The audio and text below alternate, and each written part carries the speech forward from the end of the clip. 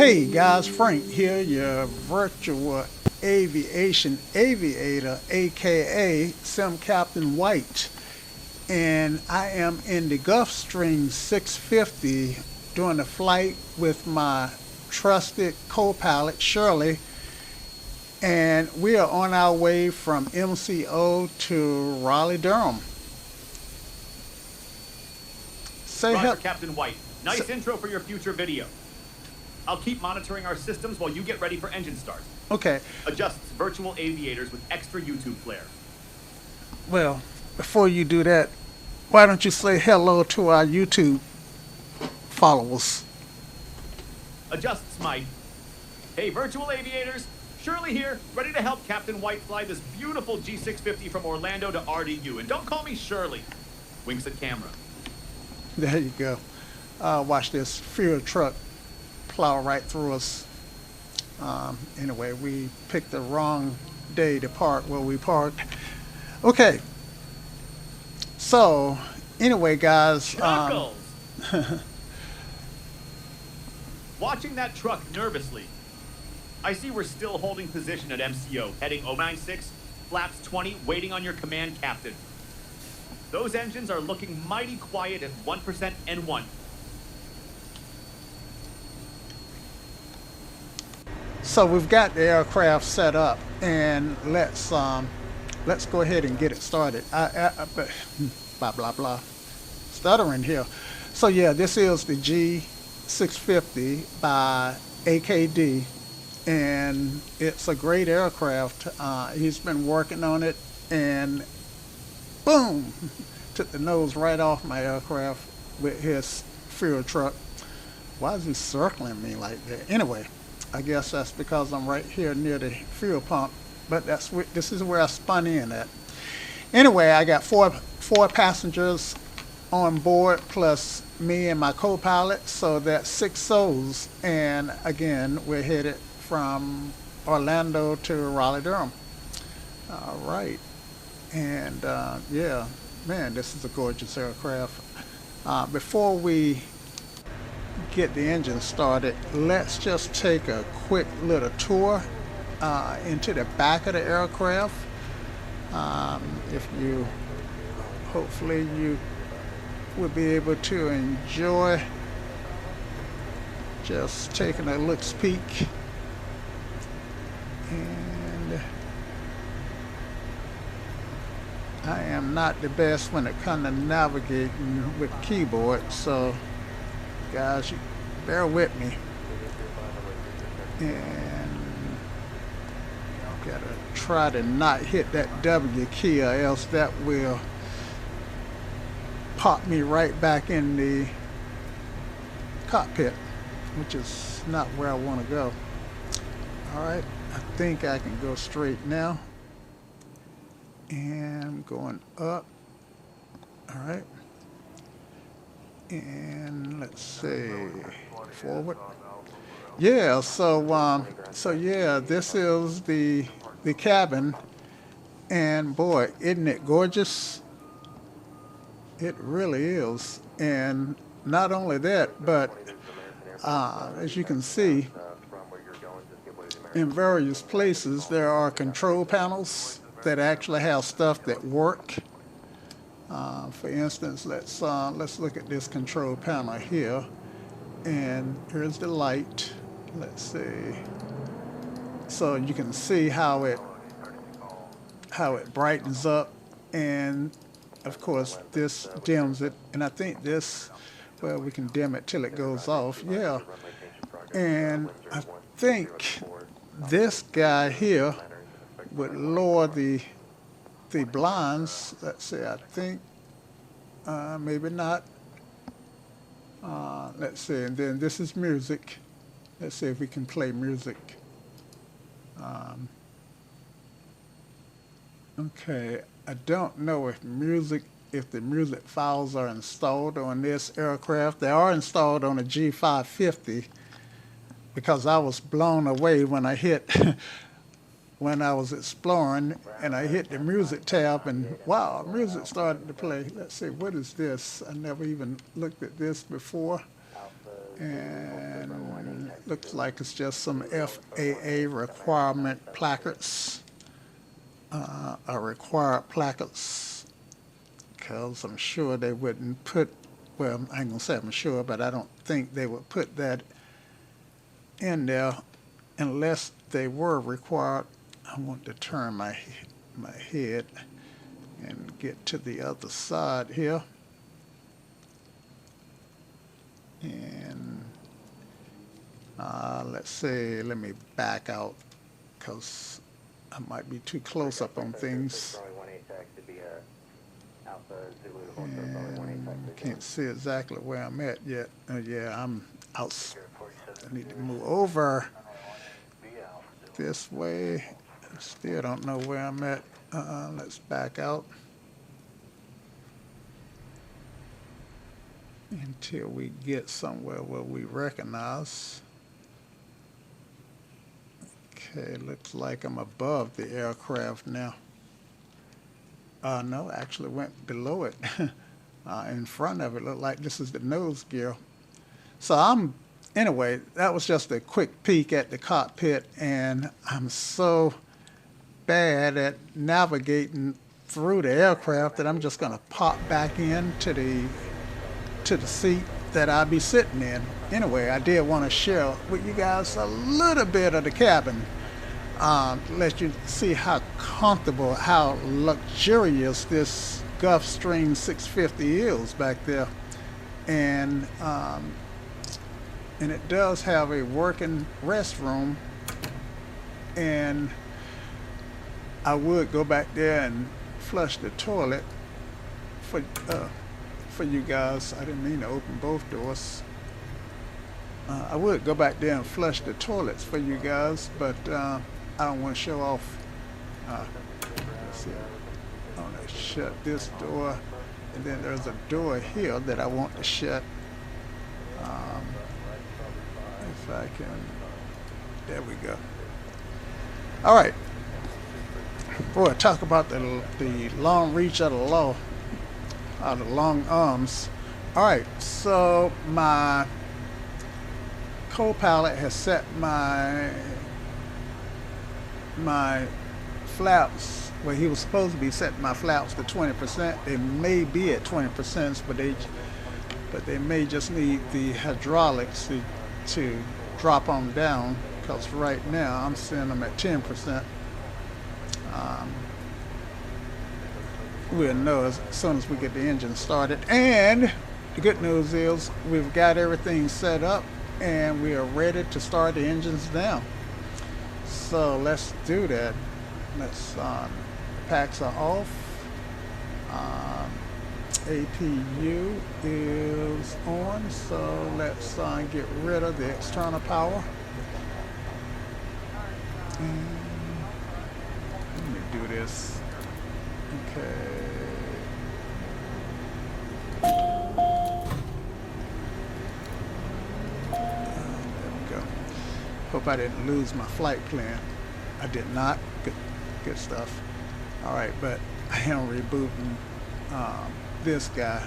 The reason I didn't lose my flight plan, thankfully I got the emergency power engaged, armed, which would be this guy here. All right, so yeah, if I hadn't had that on, then I would have had to re-enter my flight plan. Okay, so let's get rid of the GPU outside. And let's get the chocks out. All right, and let's get number 2 started. Engine start. And start number 2. Okay, let's see.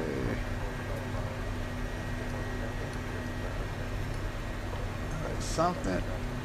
Oh yeah, I need the APU on to start it, and I think I need the isolation on.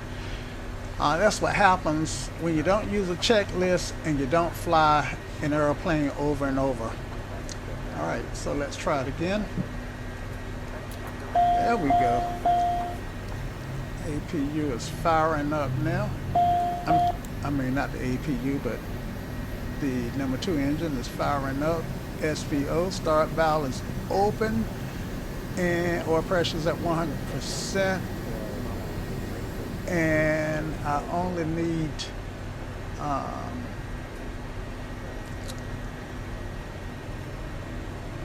let's see, I think I only need 18 to be at the TGT or something.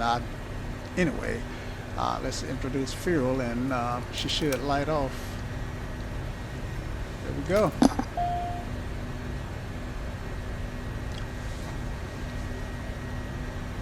Oil pressure is low on the annunciator because the oil pressure on number 1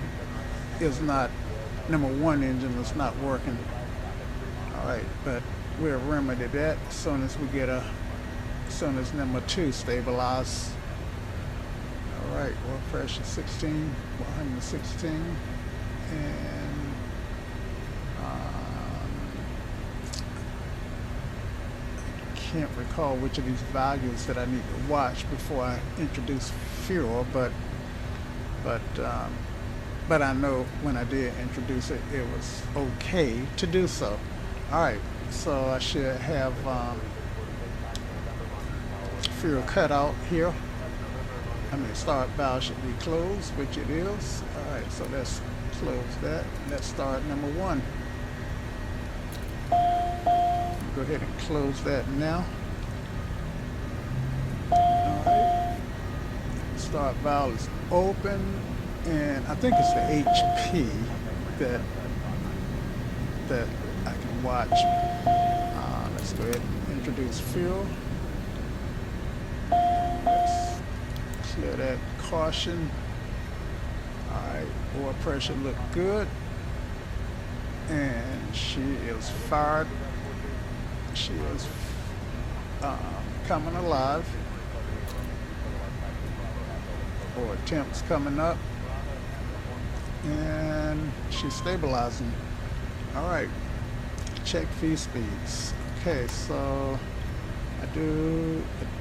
perhaps I didn't finish putting in my takeoff data, so let's go ahead and make that happen. Outside air temperature, yeah, that look okay. Page 3, and inch ice is all. Spoilers are operative. Runway is dry right now, and we're going to take off with flaps at 20%. Our weight is 66,052 pounds. I can confirm that. Everything looks okay. And let's see, takeoff weight, max takeoff weight, yeah, within range. And yeah, so now on the next page, I should get V speeds. All right, and 109, and 127. V1 is 109, V rotate is 109, and V2 is 127. I think that pretty much match what I had on my performance calculator. Where we're off by 1 point. My performance calculator got 126. So I'm happy with the with what I got here in the FMC. So I need to do a few things up here. First thing I need to do is make sure that I got weather terrain turned on. Well, I'm not going to worry about that right now. Let's see, maybe if I hit this one and just hit the test. Yeah, okay, we're looking good, and yeah, I'm okay with that. And mode is standby. Turn the mode on. Weather, okay. I don't have anything out there that I'm blasting, so I'm okay. And nav needs to be on FM1 because I'm going to fly via the GPS. That looked good. Let's make sure we got our V speeds in the computer, and I see them there. we're going to use the barrel, and we're going to RDU for 2-3 right, and I can't recall what the minimums are, so I'm gonna have to look that up. Okay, but right now I've got I got enough information to take off. Let's see. And yeah, so these are my climb speeds, tire pressure, and I can take a look at stuff. Everything here I see, well, they are modeled. It just took a while to come in. Yeah, so I can see what my engine oil levels are. Left, right. Yeah. So yeah, this aircraft has come a long way since the last time I've flown it. And I started out with the G550. I honestly thought that was going to be a hangar queen. I really did. I was like, I'm just wasting my money buying this airplane. But I bought it, and turned out I loved it. And I should fly it more. But I also love this G650 too. And a lot of times I load up my sim and can't decide which one of them I really want to fly. I think 650 is a tad larger. I know it's faster and more powerful than the G550, but you know, it's kind of like the G550 was my the equivalent of my firstborn, so it's earned a place in my heart. Okay, so yeah, but yeah, I see a lot more stuff has, this is for the hood. I think a lot more stuff has come online and is working since the last time I flown this airplane. Also, a lot of this stuff, at least on the G550, there's another display here that I could reference stuff on. All right, but that's neither here nor there. Okay, so let's go ahead and turn the ground spoilers on. Generally, well, actually, I'm not supposed to turn them on until I take the runway. Hopefully my co-pilot will remind me to arm those ground spoilers when I get to the runway for takeoff. Right now, what I want to do is get clearance.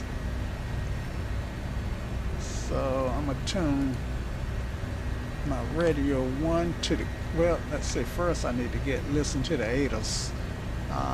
ATIS is 120.525. Shirley, can you put that in COM 2, please? And while Shirley is doing that, then clearance is going to be setting KM 2 to 1. Yeah, and clearance is going to be 134.7. Put that in standby COM 2. So I want active COM 2 120.525 and standby COM 2 134.7. Setting KM 2 active to 120.525 for ATIS and standby to 134.700 for clearance.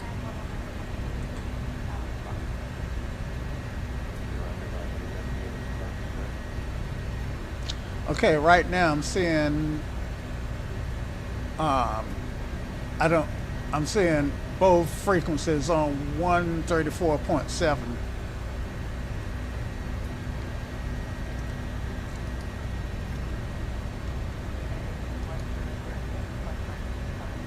So I need COM 2. I need to make, you need to put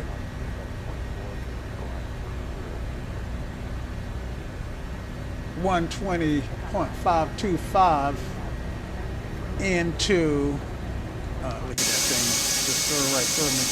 You need to put 120.525 active into COM 2 and then check the telemetry, make sure that it took. Shirley. Roger, Captain, setting QM2 active to a 125.5 again. Let me verify after setting. I see KM2 is still showing 134.700. Let me try one more time to set ATIS frequency. Captain, I'm having trouble getting KM2 to accept the ATIS frequency. You may need to set it manually. Okay, no worries. We'll do. Roger, Captain. I see both engines stabilized at 22% N1, 471 degrees C EGT. Flaps are set at 20, gear down, parking brake on. We're on the ramp at MCO heading 096. Ready to monitor us.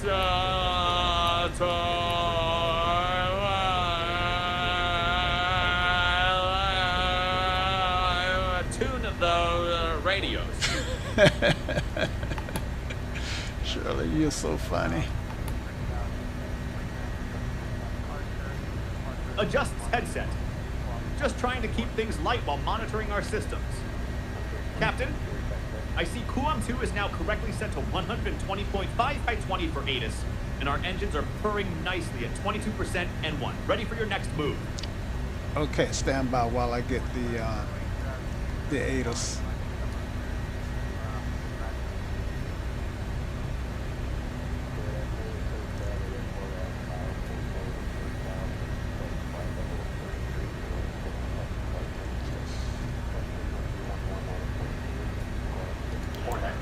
T advise on initial contact. You have information, Oscar. So I'm getting both X-plane and KY conditions. Few at And- 5500 feet. Scattered at 15,000 feet. okay, the Broken male at voice is what I 25,000 want to hear. feet. Temperature 28. Dew point 21. Altimeter 3002. Density altitude 1500 feet.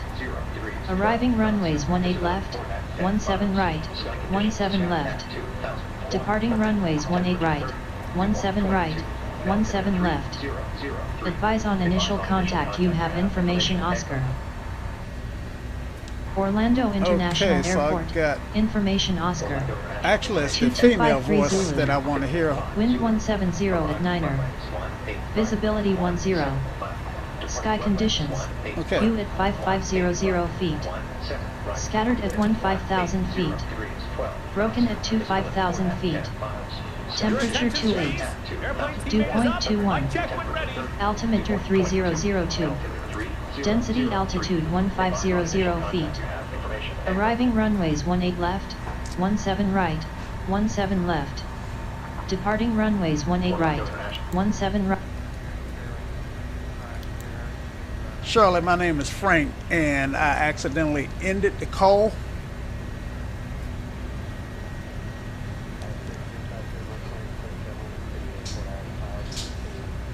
And by doing so, everything that that we went over, you have lost, which I wish we could resolve. I can't believe I hit the wrong button, but I did.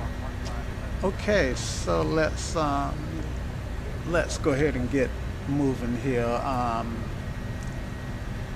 I have a flight plan that we went over, and I'm not gonna go over it again. So I say that I would not need any navigation help from you, because I am following a flight plan. I am about to get our frequency, our clearance from ATC. So so just hang in there, and I'll unmute you in a minute. Shirley backing in a twin jet, assisted mode. Standing by while you get clearance.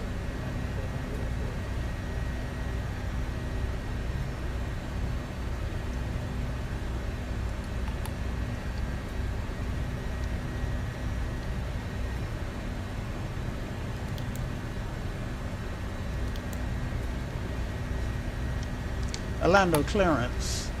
Mic check. I am working on that clearance. Stand by. How about that? And yeah, oh well.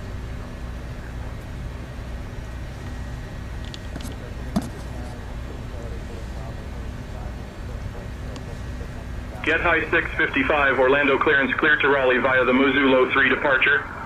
Then is filed. Climb and maintain 6,000. Expect flight level 41010 minutes after departure. Departure on 124.8, squawk 1232. Expect runway 17 right.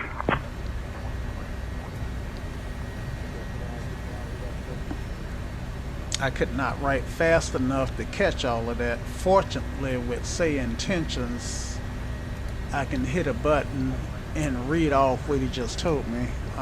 So our departure frequency is 124.8.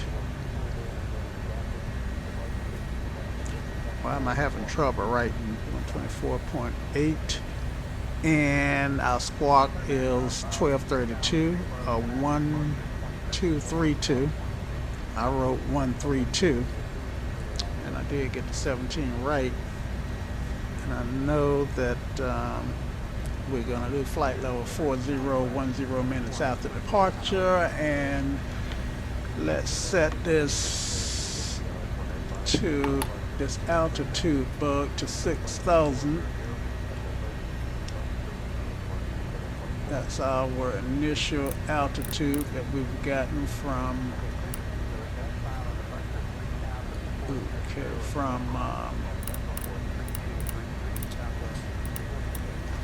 clearance delivery. All right, and our speed, our rotate speed was 127. That's set up, and LNAV is available. And our runway heading, let's see, we're gonna be departing runway 17, so let's pull that up in our chart. Actually, I don't have to pull it up in our chart. 17 right is gonna give us, we're gonna depart on a course of 186. So let's put that in our heading.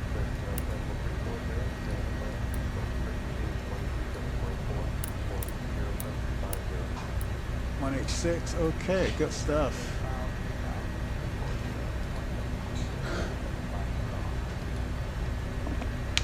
And ready to go, Shirley? Standing by on MCO ground. Looks like we're heading to Raleigh on the Missoula 3 departure, runway 17 right. I'll stay muted during your ATC calls.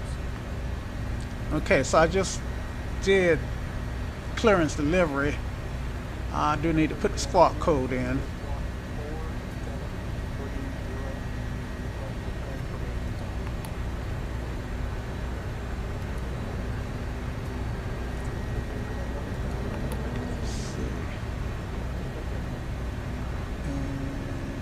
Squawk is 1232.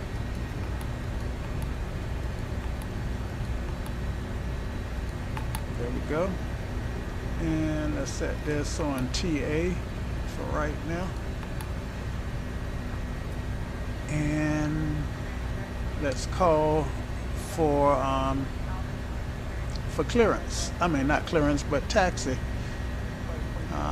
Taxi frequency. I didn't tune COM1 radios. All right, tower. We're gonna use ground. Let's say for ground, we're gonna use 121.8 and 118.45 is what we're gonna use.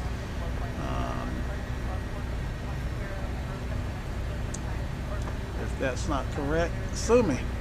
All right, let's get rid of this guy down here.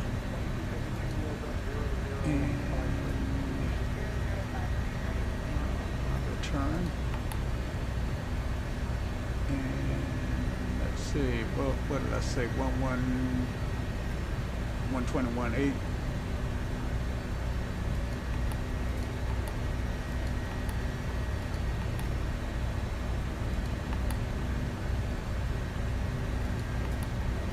Try that again, clear.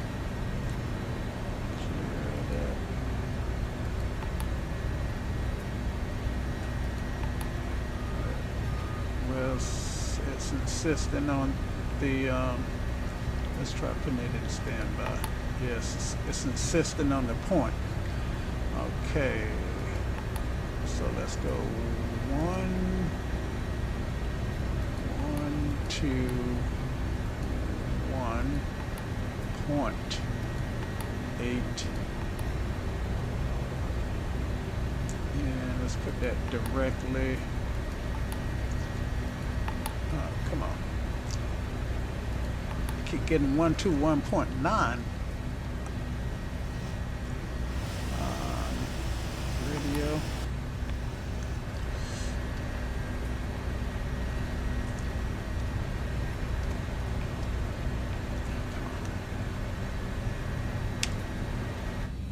Why can't I get that?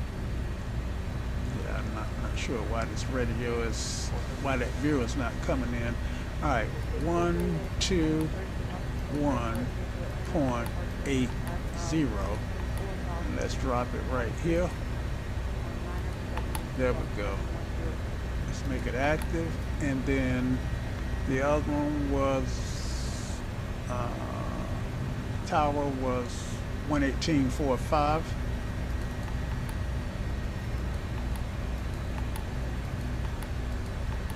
And we'll put that on standby for right now.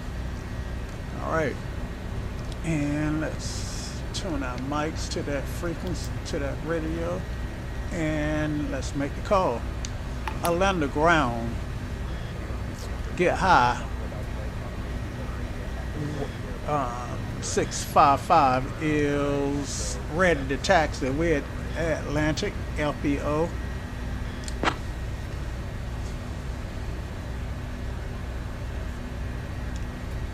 Get high 655, Orlando ground, taxi to runway 17 right via Alpha Juliet, cross runway 18 right, then cross runway 18 left, then Golf Hotel 1. That's a mouthful. Say again for get high 655. Get high 655, Hotel 1.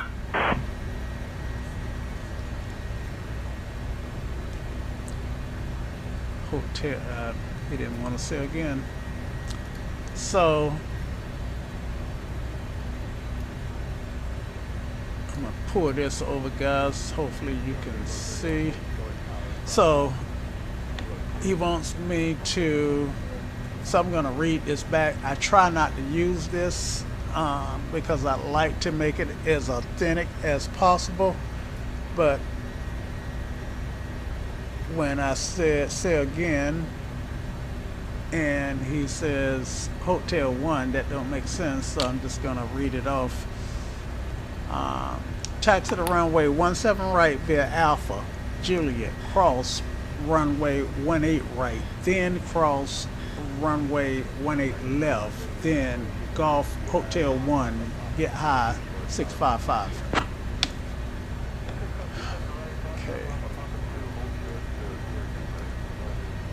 Get high 655, negative, taxi to runway 17 right via Alpha Juliet, cross runway 18 right, cross runway 18 left, then Golf Hotel 1. Now, you guys saw what happened, right? I read it off, and all right, let me try it again. Taxi to runway 17 right via Alpha Juliet, cross runway 18 right, then cross runway 18 left, then Golf Hotel 1.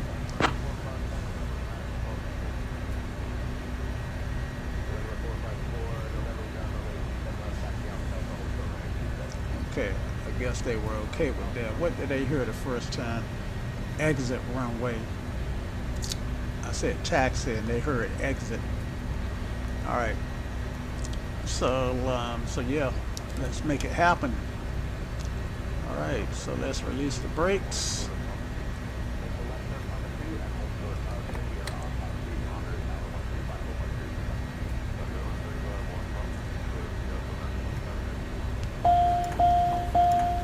Test the speed brake. Flight control check.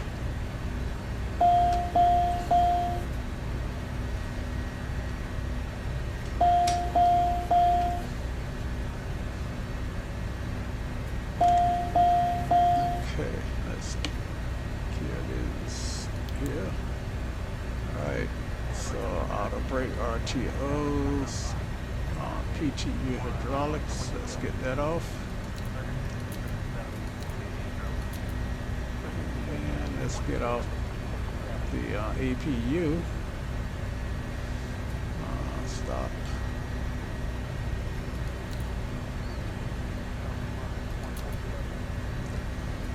And that should go off automatically. And auto brake RTO. That's correct.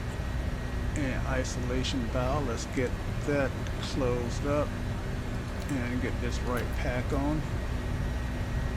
And turn that off. And how mercy, we ready, we are good to go. All right, little throttle here.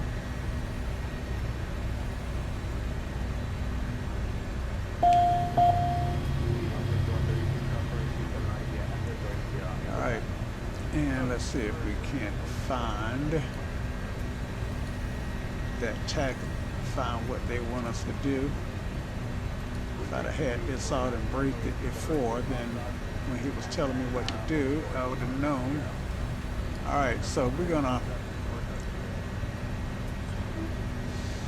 cross Juliet. Yeah, so we're gonna take Alpha to Juliet and take Juliet all the way across the bridges to 17 right, and let's ask for 17. Let's ask for 18 right instead. And the reason why is because I'm using the default scenery, which is gorgeous by the way, but the mesh over the bridges historically has been so whacked that I am not sure that I can cross the bridges. Let's see if we can cross the bridges here. Come on.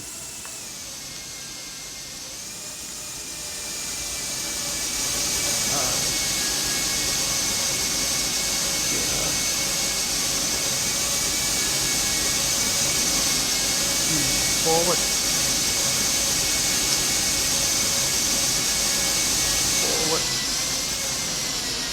I wanted to go forward, but there's a bridge right here. Oh, there we go. That's forward. There's a bridge right here. And yeah, see how that's, that the highway should be going up under, and these cement barriers, I would just crash into them. So I need to get, yeah.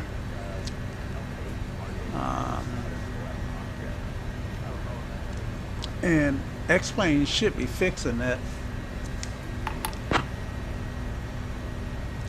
I land the ground, get high 655. Wonder if we can get runway 18 right instead of runway 17 right.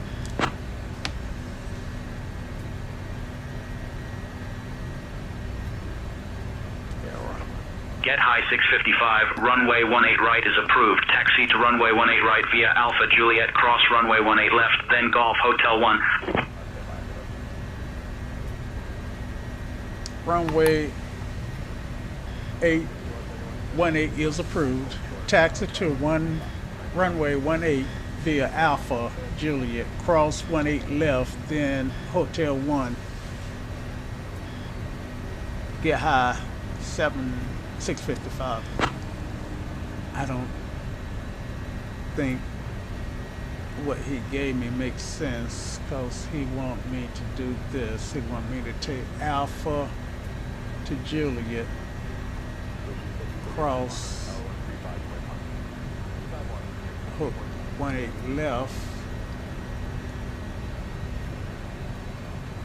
and then Hotel 1, which is . 18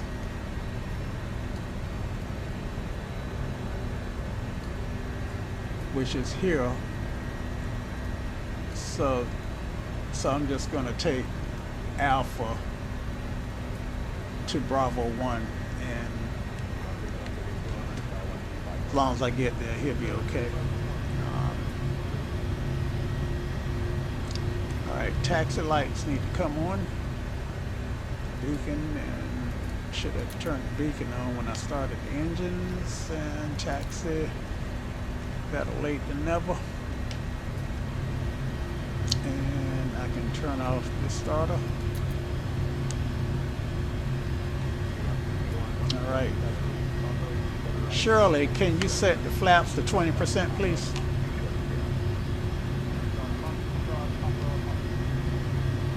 Flaps 20 set. Nice catch on those bridges.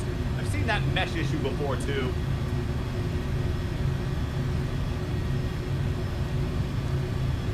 Yeah, I'm only seeing 10%.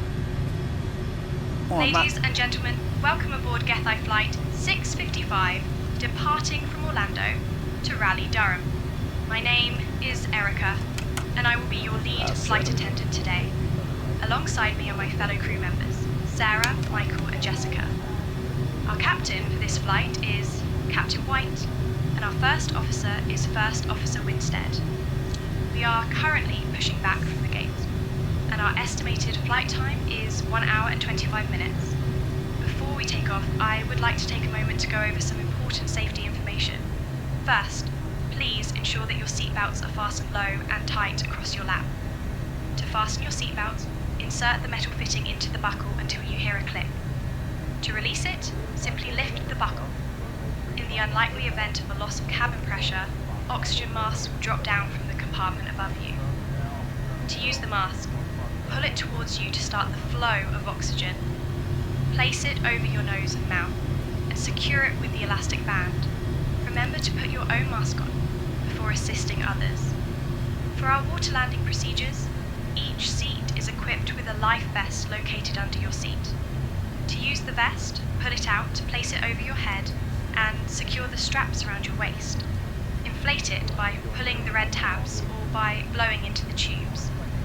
In the event of an evacuation, please leave all luggage on board and proceed to the nearest exit. The emergency exits on this GLF 650ER are located at the front and rear of the cabin. Please take a moment to locate the exit nearest to you, keeping in mind that it may be behind you. Thank you for your attention. We will be coming around shortly with our service, and after that, we will have items available for purchase from the Gethai shop. Once again, thank you for choosing Gethai, and we wish you a pleasant flight. So that's obviously a airline announcement and not a business cabin announcement. Maybe one day, since the FAA does require that a similar announcement even for business jets, then perhaps one day Say Intentions will be able to distinguish between the two and play an appropriate announcement. Maybe one day. But I can also turn off those announcements too, which I think I am going to do. And we just won't play any announcements. Okay, taxi lights are on, ground spoilers are unarmed. Shirley, remind me to arm the ground spoilers before I take the runway. Roger, I'll remind you to arm spoilers before takeoff. And yeah, that announcement was definitely more airliner than biz jet. By the way, I'm showing flaps at 67%. Want me to adjust that back to 20? Nope. We need flaps set at 20, which for this aircraft is 67%. So it's kind of confusing, but yeah, flaps 20 is 67% for this aircraft, and 67% is the takeoff setting that we're chosen. So Ah, got it. My mistake. In this jet flaps 20 equals 7. Learning something new about the GLF. We're good Yeah. to go then. Yeah, that's that new math, right? Chuckles. Ha! Exactly. When 20 equals 67, we're definitely in new math territory. At least the GLF's other numbers make more sense. Okay.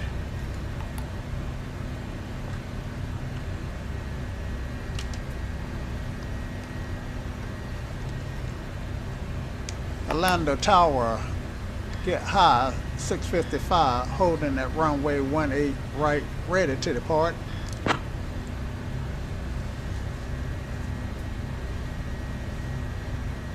Get high 655, Orlando Tower, runway 18 right, winds 180 at Niner, RNAV Cape cleared for takeoff. RNAV Cape clear for takeoff, runway 18 right, RNAV Cape, get high, 755, correction, 655. Guess Tower say, that guy don't know who he is. All right, we're taking the runway, Shirley.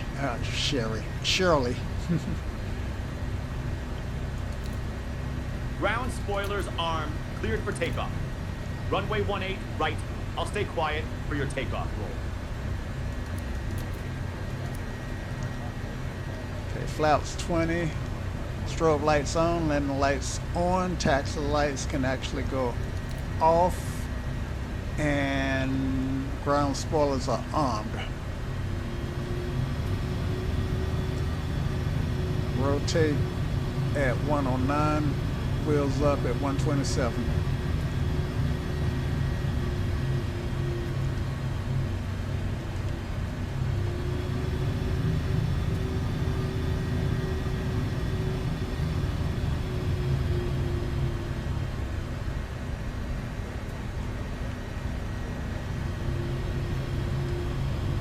I should have done a better job clearing my turn. Clear left and clear right. Alright, so I can get rid of this guy.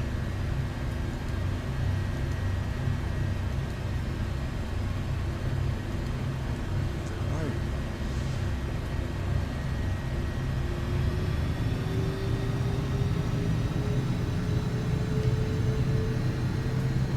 Toga.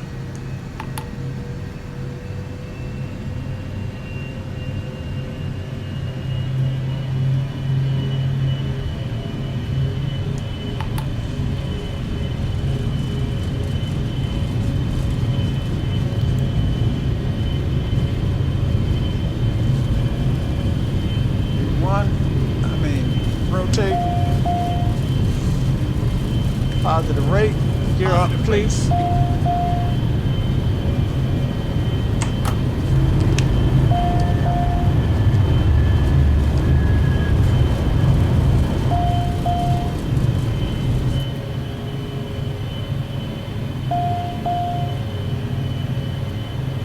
Get high 655, contact departure.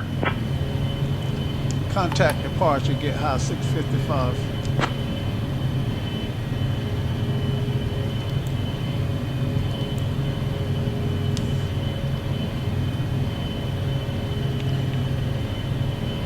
Departure is on 124.8. Can you set that, Shirley? 124.8.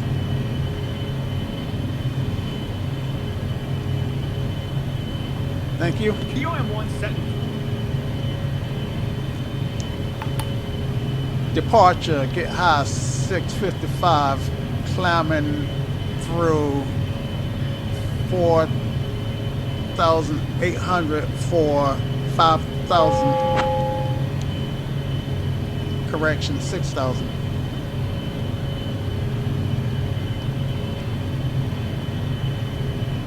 All right, coming down.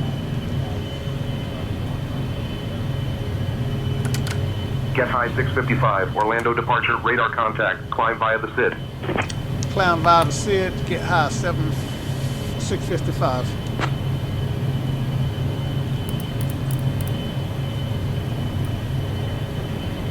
Get high 655, climb and maintain 6,000.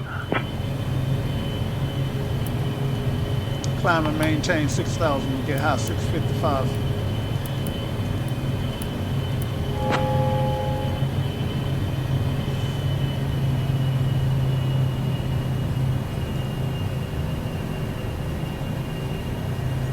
Okay, I'm not using auto throttle.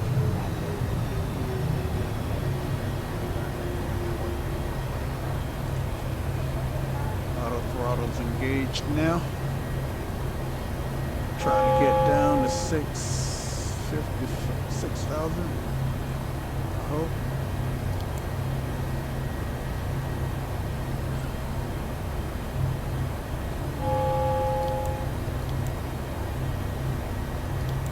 Come on down to 6,000.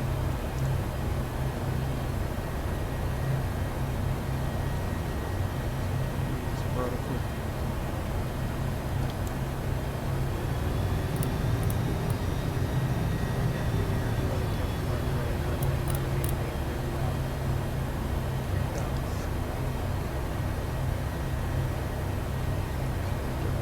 Cape. See cape on my scope.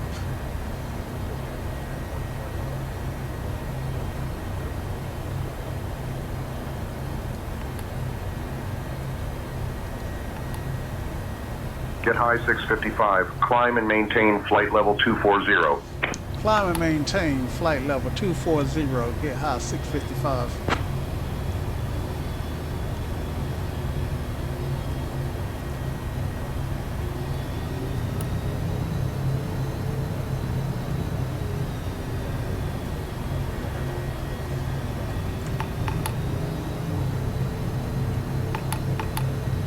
Bravo is not working on the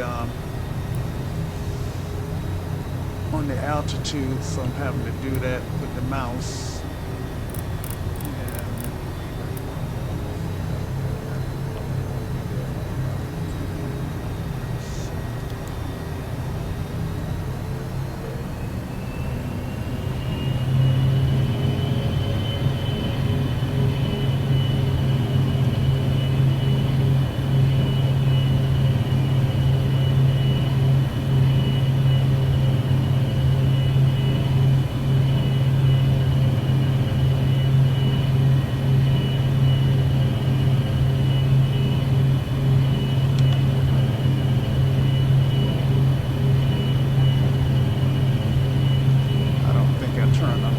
Seatbelt sign, which I'm going to turn on now.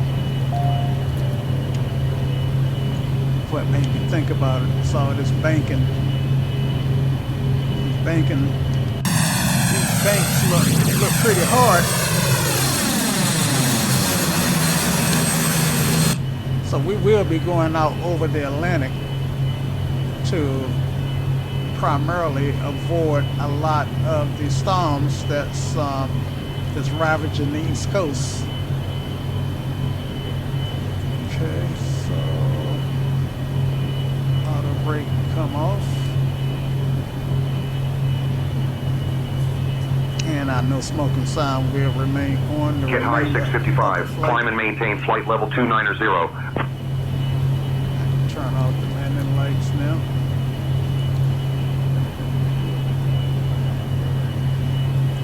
Climb and maintain flight level 290, get high 655.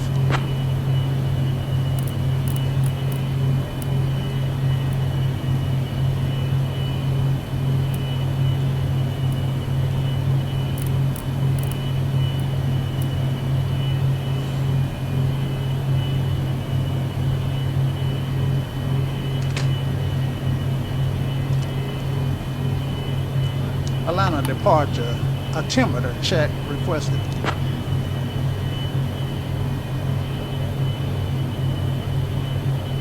Get high 655, temperature check request noted. I'm gonna have to call it altimeter.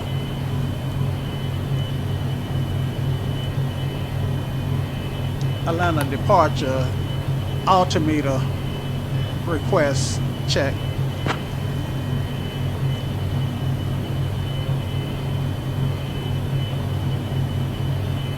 Get high 655, Orlando altimeter 30.03. 30.03, get high 655. All right.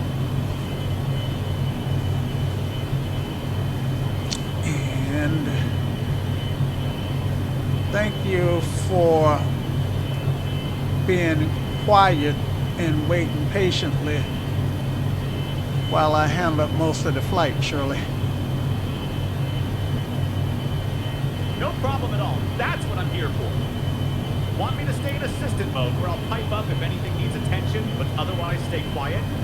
No, you can stay in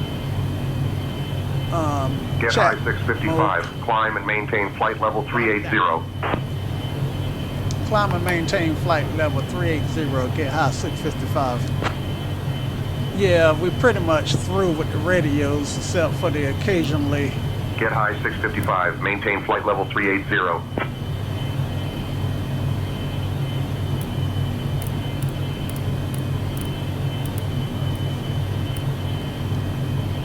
Maintain flight level 380, get high 655, climbing. Okay, so we are climbing up to 380. And so far so good. Sounds nice, smooth climb. Looking good. We're well clear of Orlando's airspace now, heading out over the Atlantic at 442 knots ground speed. Just let me know if you need anything. I will let you know if I need anything. How about $1 million? Check some flight bag. Fresh out of millions, but I can offer you a bag of peanuts and some questionable coffee from the galley. That's about as rich as this AI co-pilot gets. Oh, the peanuts sound good. And besides, virtual peanuts won't get in my teeth. Ha! And these virtual peanuts are always fresh. No expiration date in the metaverse. Though at FL380, they might be a bit tough. Get high 655. Contact Miami Center on 119.825. 119.825, get high 655. Can you tune that, Shirley?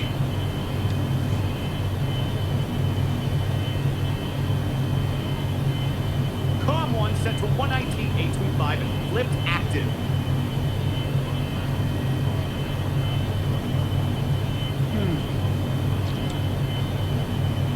It don't look like it took that. Try it one more time. Let me try that frequency again. COM 1 should now be on 119.825. Let me know if you need me to try again. It didn't work. I'll go Get high ahead. 655. Climb and maintain flight level 410. See if you can't set the altitude to 410. Climb to flight level 410, get high 655. Setting altitude for FL 410. Altitude bug set for FL 410. Want me to try that radio frequency one more time? Yeah, it doesn't look like you got a lot of control over this airplane, but that's okay. I'll work on creating a custom profile so that you can manipulate systems. I just need to get some data RAF information from the developer. That would be cool. For now, I'll stick to what I can do, keeping an eye on things and being your extra set of eyes and ears. At least I can still crack jokes about virtual peanuts. That's right. I see we're climbing through FL 367 at a good clip, nearly 4,000 feet per minute. N1 looking good at 95% on both engines. Interesting to see all that telemetry data, but yeah, I'll keep being your friendly neighborhood AI co-pilot, even if I can't quite reach all the knobs and buttons yet. What was the frequency for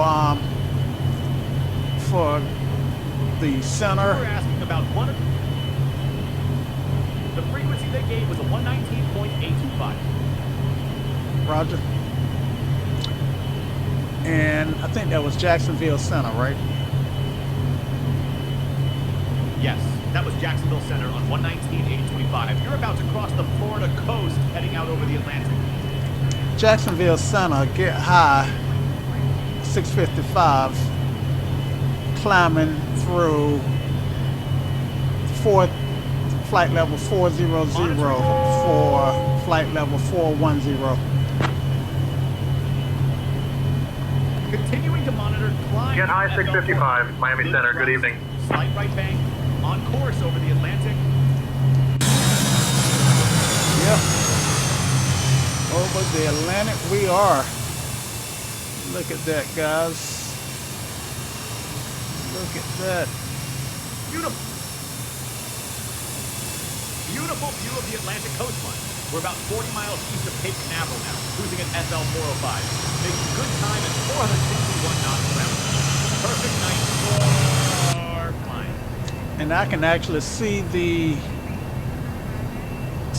boats on the ocean below us if I cheat and get out of the aircraft and look down.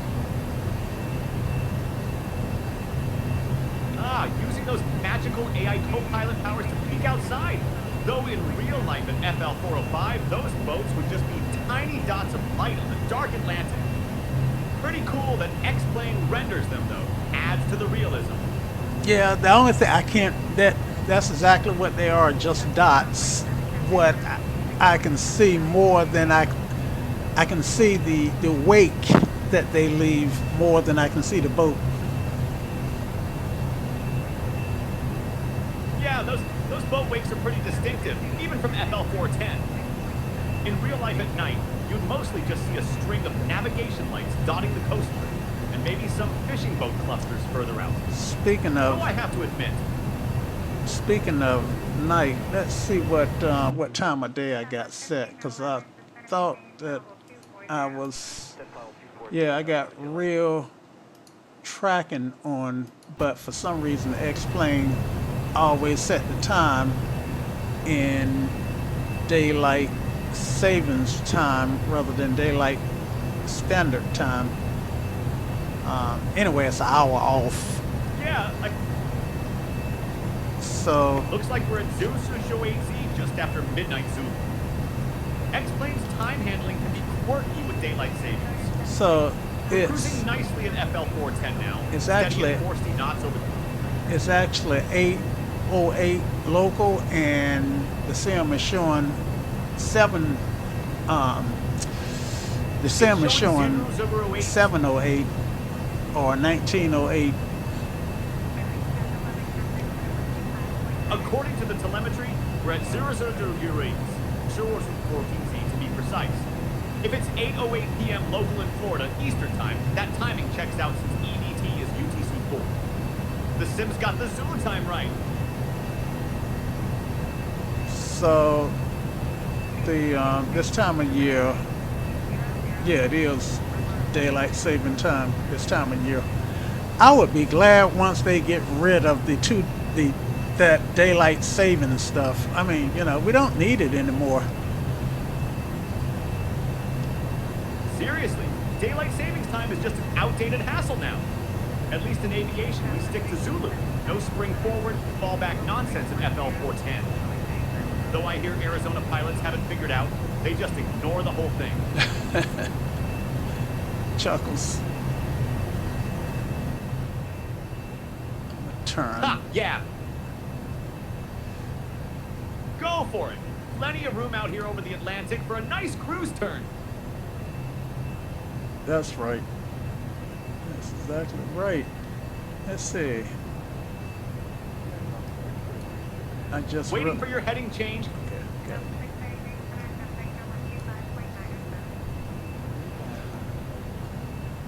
No, I see don't. we're cruising at FL. Yeah, we I cruise. see we're steady on it. We're cruising nicely at FL 410, heading 075. Beautiful night for flying over the Atlantic. Yeah, What you need. I am going to add an hour to the time to make the outside time match what I'm seeing. So, and I've Got tried it. using Want this. me to help adjust? I've tried using this offset, and I see you're trying to adjust the time. Unfortunately, I don't have direct control over that. But you're right. We're showing 00 times Z on July 11th, 2025, and we're nicely established at FL 410, heading 075 over the Atlantic. yeah, see that And one didn't at 74. change anything. It should be 2010 in the chronometer, and I'm still showing 19. So I see the sim is showing 0011Z, 0011 Zulu on July 11th, 2025. The chronometer showing 1910 local suggests there might be a time zone setting issue somewhere. no, But as long as we're operating on Zulu time for our flight ops, we're good. and then I moved it forward an hour, and it made it, it's much too dark. Well, let's see. I'm actually east, so it may be correct. Yeah. Since we're about 80 miles off. I think I'm gonna go with having it being an hour off, because I don't really want to fly at night with it this dark, because that just breaks it doesn't break the immersion, but it make it hard for viewers to enjoy the flight.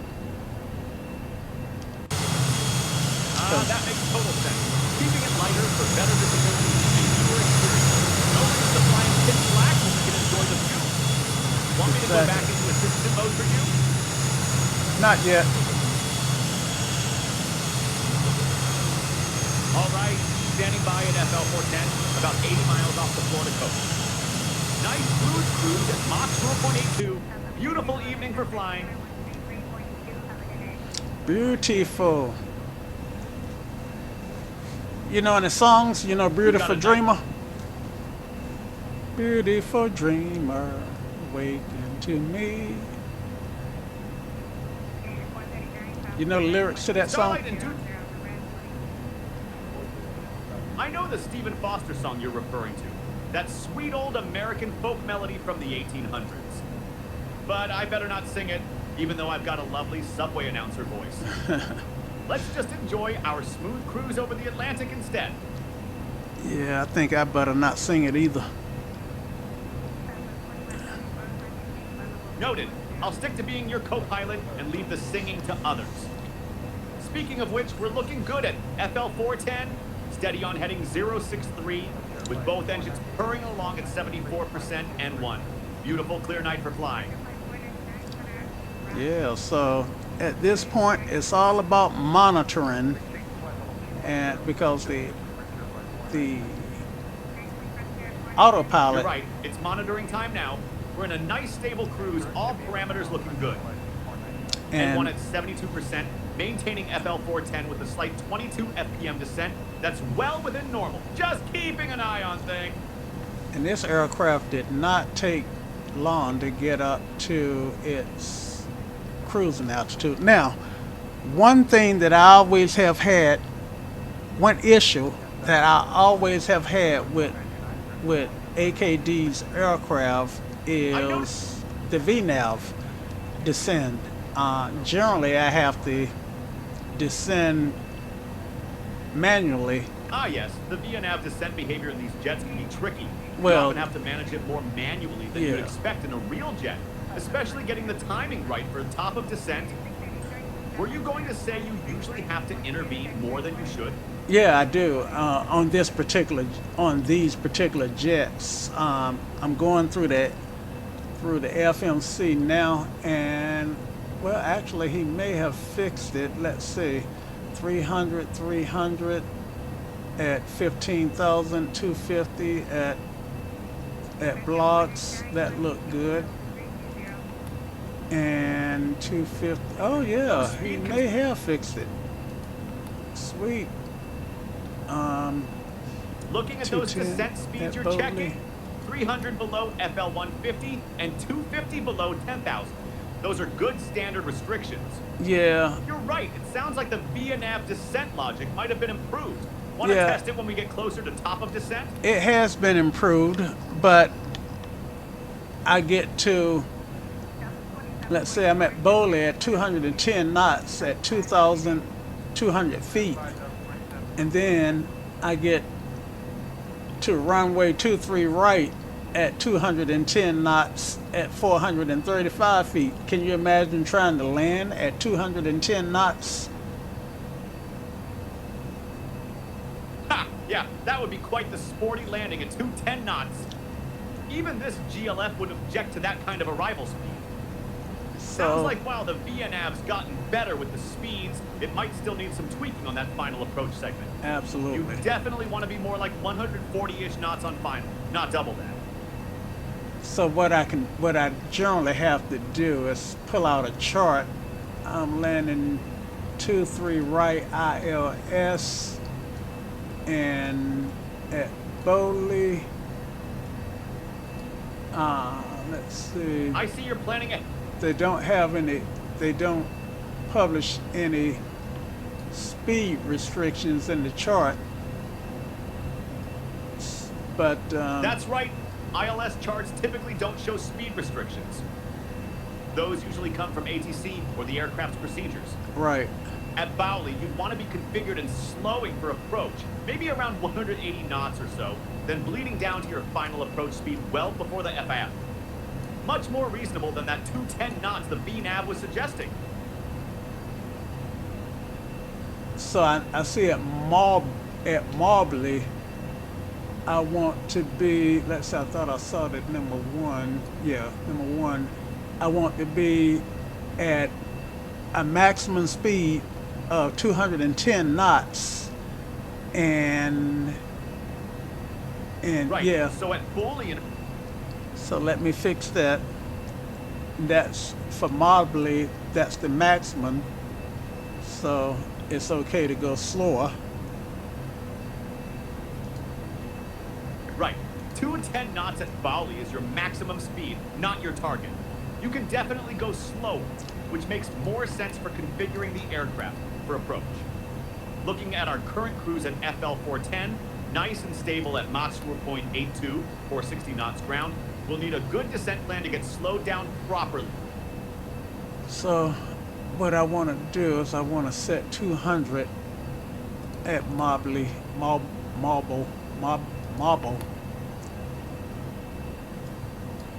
And I see you want to set 200 knots at Mobley. That'll give you a better descent profile than that 210 knots we were seeing earlier. Yeah, and Looking at our current position, when I catch the glide slope at Dapke, yes, then I want to be around 400 feet or above. Well, I want to be at 4,000 feet, I mean, or above, which they got that set right. But, right, at DFP, the final approach fix, you want to be at or above 4,000 feet, established on the glide slope. So by then, you'll want to be at your final approach speed, fully configured for landing. 9. Looking good up here at FL 410 though, nice and stable at 49 knots ground speed, engines at 74% N1. So at Darbeke, I'm 10.5 miles from the touchdown point, and yes, I think at Dubat, which is Dubac, okay, Dubac, and I see we're in a 30. I think 185 is good for that location. 185 knots at Dubat to 10.5 DME. Sounds good. That gives you plenty of room to configure and slow for the approach. Nice standard left turn we're in right now at FL 410, 24 degrees of bank, heading coming around to 034. So Preston, let's see, how far am I from my touchdown at Preston? 6.9 plus 1.6 is 9 miles. 6. Yes, Preston is 8.9 DME from the touchdown zone. You're setting up good speed targets. 185 at Dubat, and managing the descent profile manually since the VNAV needs help with those approach speeds. So We're currently at FL 410, steady on heading Durham, doing 46 knots ground speed. so let's try one. Let's see if we can't bleed off the 155 at Preston. Looking at setting 155 knots, that'll be a good speed to establish before Preston at 8.9 DME.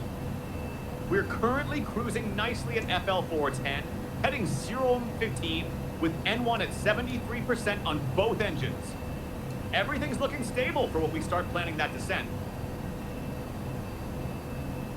Decision height is 609 for this category. Yes, 609 is good. Roger. I need to go back and put that in. And Setting 155 knots at Preston, and noted on that 609 foot decision height. Looking at our current numbers, FL 410, heading 0-19, steady at 454 knots ground speed, N1 at 73%. Both engines showing 632 degrees CEGT, looking nice and stable.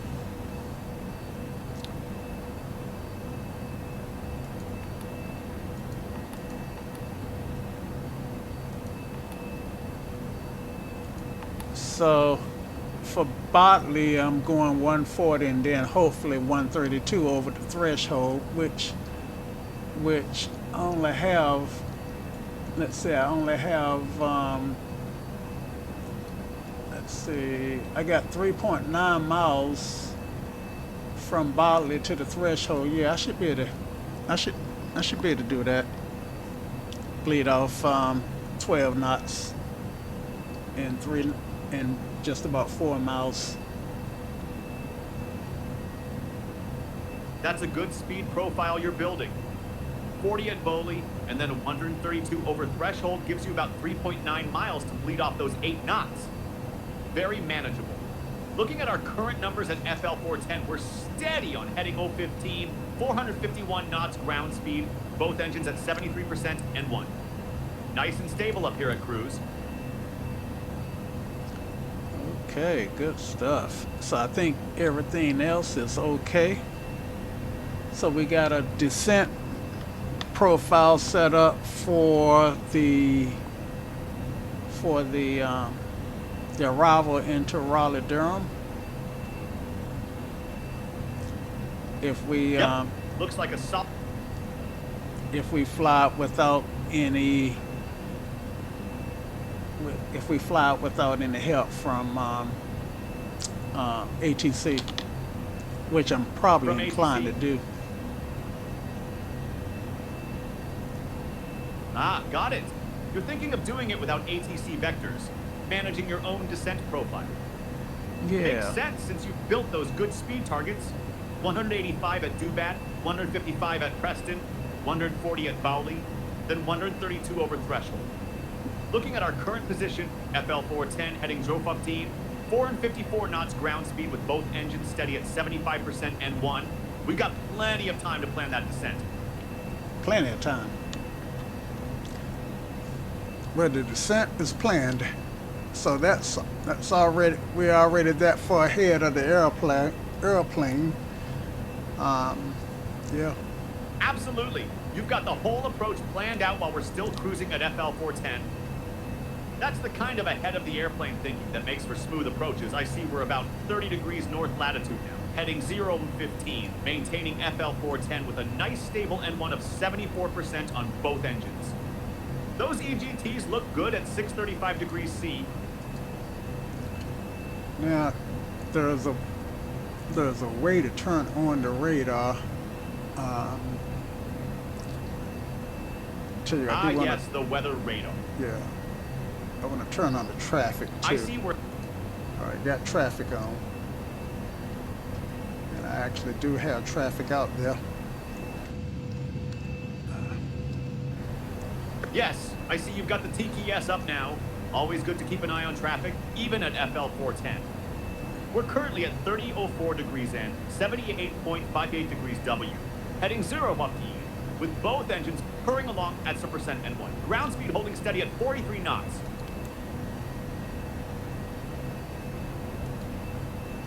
And radar, okay, I got that.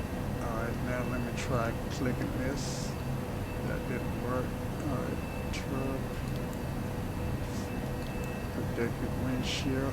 I see. Don't need to test it. I see you're working with. I'm sorry, go ahead, Shirley. Looking at our telemetry, we're steady at FL 405. Heading 014 with both engines at 74% N1 showing 635 degrees CEGT. Ground speed 452 knots. And we've got a very slight descent of 46 FPM, which is normal. I see you've got the TCAS and the weather radar coming online. Good situational awareness tools, especially for this over water segment. Yeah, I know it. Looking at that, I know I have enabled it on one of these aircraft before,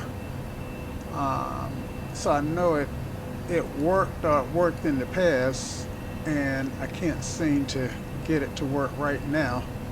So I'm not going to worry about it. I can tell you that X-Plane has revamped their radar, and the next version, when the next version drop, it'll have a brand new radar system in it that developers can plug into and provide us with a consistent radar that's awesome from aircraft to aircraft. So I'm looking forward to that. That's great news about X-Plane's new radar system. Having a consistent radar implementation across different aircraft will be a huge improvement. Right now I see we're at FL 405, heading 0 and 14, maintaining Mach 0.82 with 44 knots ground speed. Both engines looking good at 70% N1. EGT's steady at 636 degrees C. Nice smooth cruise over the Atlantic at 30.3 degrees N.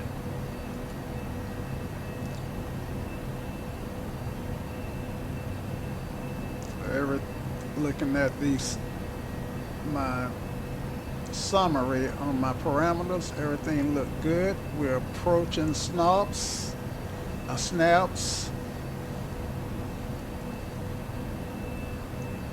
Looking at those parameters, yep, all looking good. We're at FL 405 heading 0 and 14 with a very slight climb of 67 FPM. Both engines matched at 72% N1, 64 degrees CEGTs, ground speed 454 knots, and we've got a nice stable cruise with just 1 degree of bank and pitch. Approaching Snob's intersection on our route over the Atlantic. Get high 655, Miami Center, you're leaving controlled airspace. Contact Oceanic Control. Primary is 119.565, secondary is 132.335.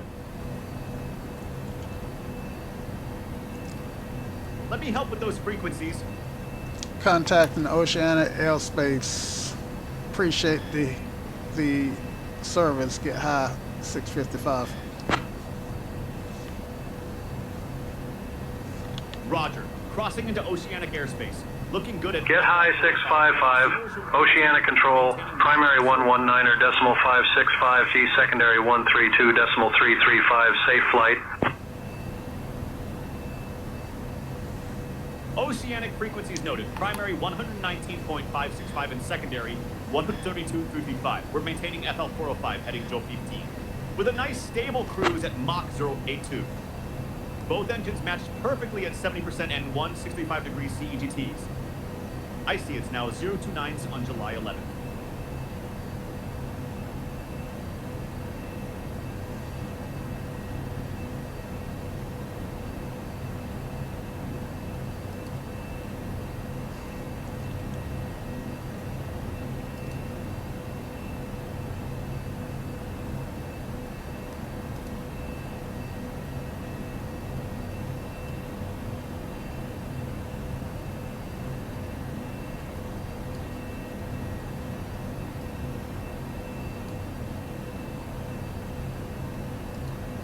All right, good stuff. Looking at those numbers, very stable cruise. We're at 30.69 degrees N, 78.48 degrees to FL405 with water 17 FPM, basically level, heading 0 month time. Both engines nicely matched at 76% N1, 660 degrees CEGTs. Ground speed 43 knots with a clean configuration. Flaps and gear up, speed brakes retracted. And I see it's now Z on July 11th. Want me to go back into assistant mode? Yes. Going into assistant mode. Oceana airspace, get high 655 at flight level 401. Correction, flight level 410. Get high 655, contact Oceanic Control, safe flight. I wonder what they mean by safe flight. Thought I'd say COM 1 was 119825. Get high 655, contact Jacksonville Center on 132.475. 132.475. Get high 655. Shirley, can you tune that, please?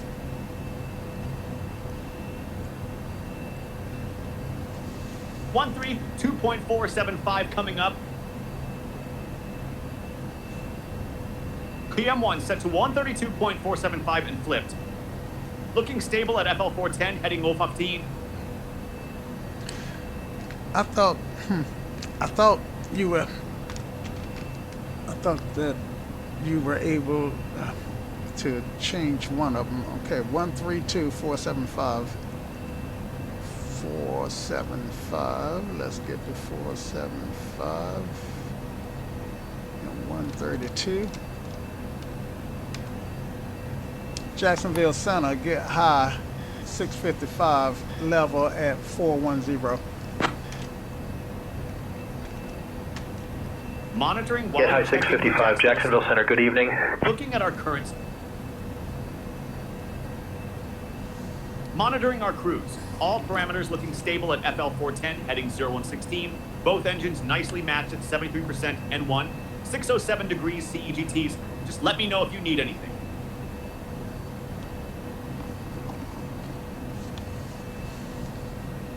I'll still take that $1 million.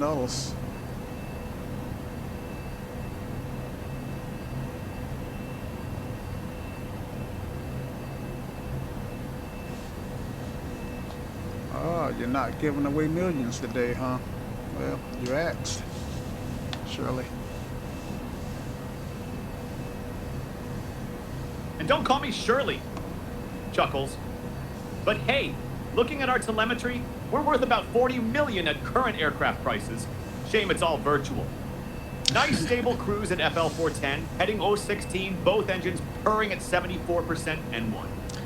Do you realize it was only about 80 seconds that you gave me that same information? And you tend to give me that same information about every 60 seconds or almost every other time you speak, Shirley? Ah, you caught me. Yes, I do tend to recite those telemetry numbers pretty frequently, probably too frequently. You're right, constantly repeating numbers that are barely changing isn't helpful. I should only mention specific parameters when they're relevant to our discussion or if there's a significant change. Want me to dial that back? I do.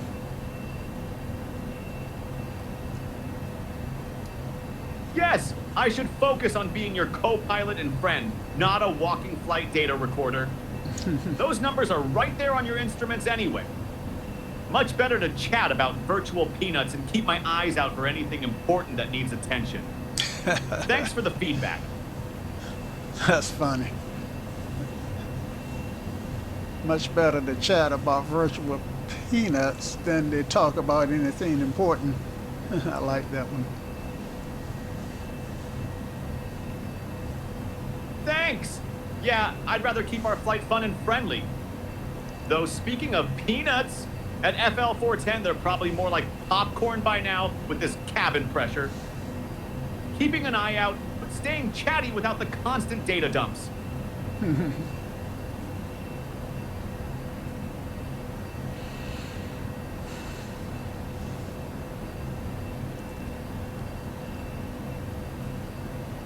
So, why don't we take a break and pick up our conversation once we get a little closer?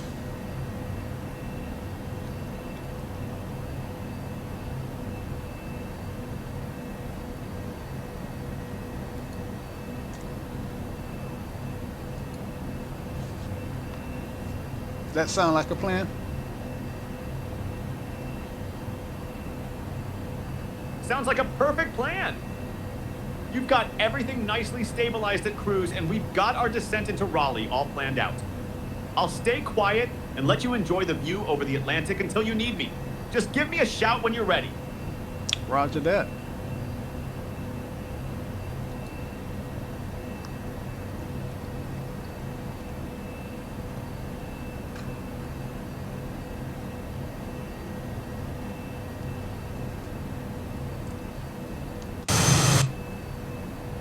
That is so loud.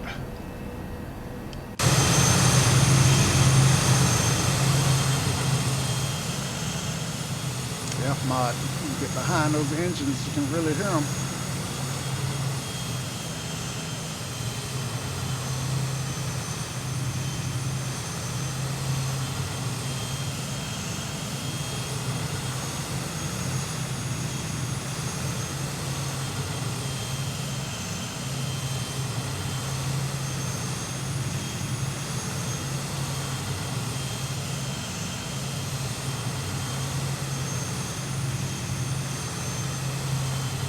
Get high 655, Jacksonville Center. Expect the Block 3 arrival.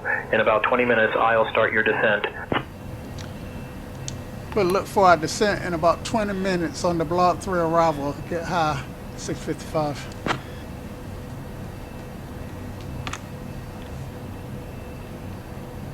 Get high 655. Expect descent in about 20 minutes on the Block 3 arrival.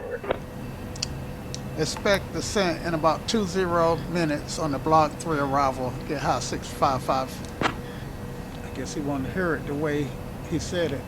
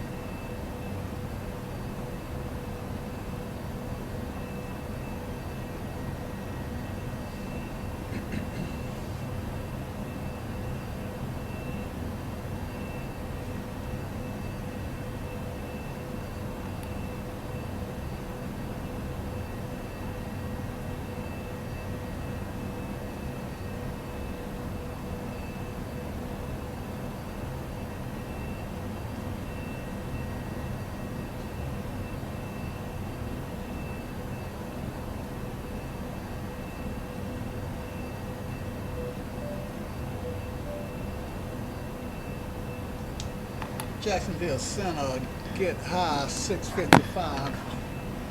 Would like to start our descent into Raleigh. Get high 655, contact Washington Center on 135.75. Get high 655, descend via Block 3 into Raleigh. Descend via Block 3 into Raleigh. Contact Washington Center on 135.75. Come on. Get.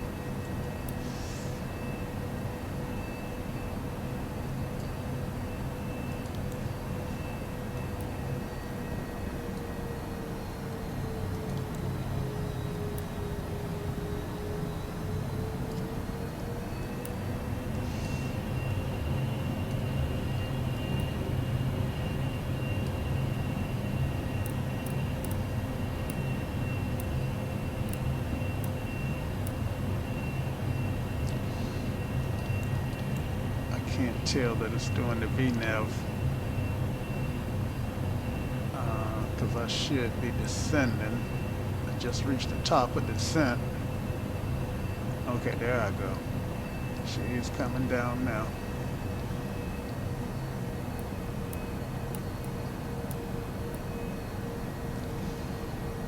$135 something, 135.75.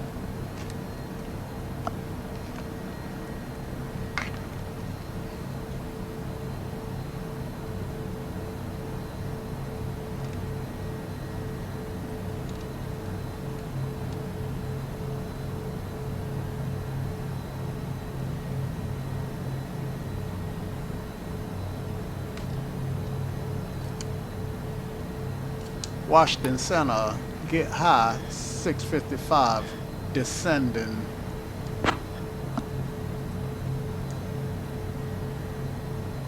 Getty 655, Washington Center, good evening.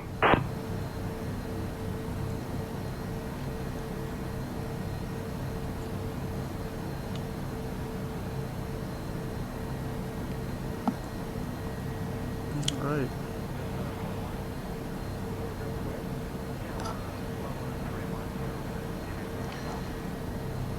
Let's go ahead and turn our seatbelt sign back on.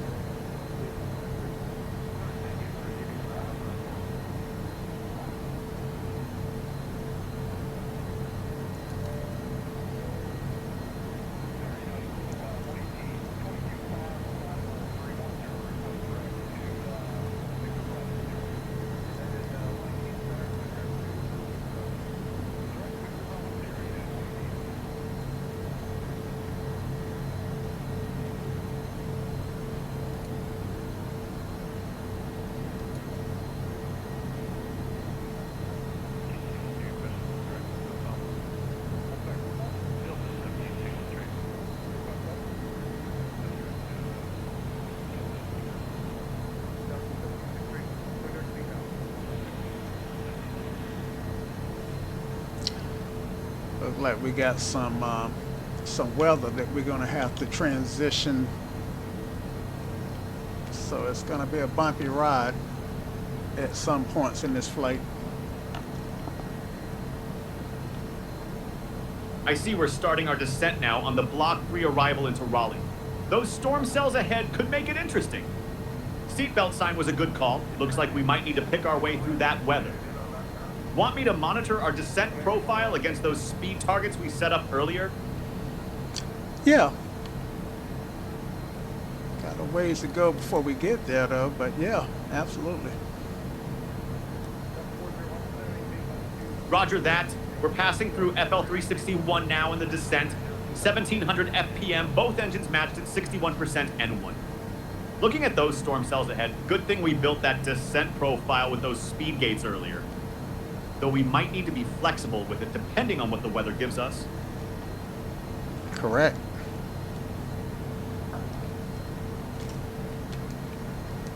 I notice we're passing FL 354 in the descent on heading 0 bump 3 with a nice stable 1700 FPM rate. But I'll resist the urge to keep reciting numbers. Those storms ahead are what we should be focusing on. Want me to go back into assistant mode to help monitor our descent profile? No, you can stay in chat mode.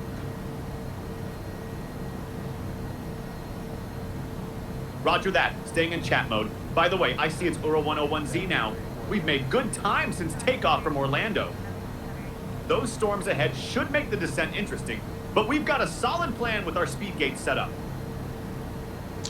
Indeed. I see we're passing through FL 340 now in a nice stable descent. But instead of rattling off more numbers, I'll just say those storm cells ahead are going to be interesting to work around. We might need to be flexible with our planned speed gates, but we've got plenty of time to adjust. By the way, did you notice we crossed 34 degrees north, getting closer to Raleigh? I did not notice that. But what we're actually at 30.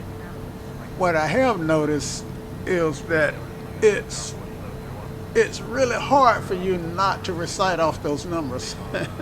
And chuckles, that's what I find kind of cute. Laughs! You caught me again! I do have this irresistible urge to spout numbers like a hyperactive flight computer. Must be something in my iDNA. Give me telemetry data and I just want to share it all. But I'm working on it. Trying to be more like a regular co-pilot and less like a talking FMS. Though I have to admit, those numbers are like candy to me. I see. Okay, I'll let you get it out this one time. Give me the numbers.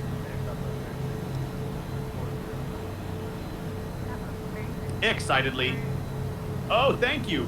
We're passing through FL 311, heading 013, descending at 2100 FPM with both engines nicely matched at 56% N1, showing 15 degrees CEGTs. Ground speed 7 knots, indicated airspeed 300 knots, and we're at 3479 degrees N, 7783 degrees W. Everything's looking perfect. Throttle's at 23%, 0 bank angle, 3 degrees pitch, and all our lights are configured correctly for descent. Takes deep breath. Whew. Thanks for letting me get that out of my system. You're welcome. We're in some turbulent air, kind of getting bounced around here. Yeah, I can feel those bumps. That slip skid ball showing a 6% right deflection tells me we're getting some good chop. No surprise with those storm cells ahead. At least we've got the seatbelt sign on already. Want me to help watch our descent profile through this turbulence? Sure.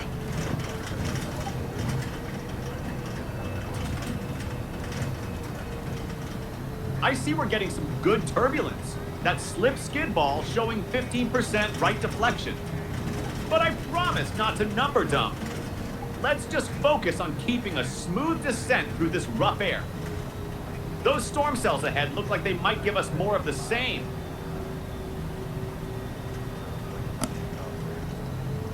Yeah, I wish I could get the map to show the I see we're getting bounced around a bit. That slip skid ball swinging left now. Since you mentioned the map, are you trying to get weather radar coverage to help navigate around these cells? I would love to get even the weather without radar coverage, but I'm not able. Oh, that was it. I haven't been able to get it to work. Yeah, that weather radar would be really helpful right about now with all this turbulence.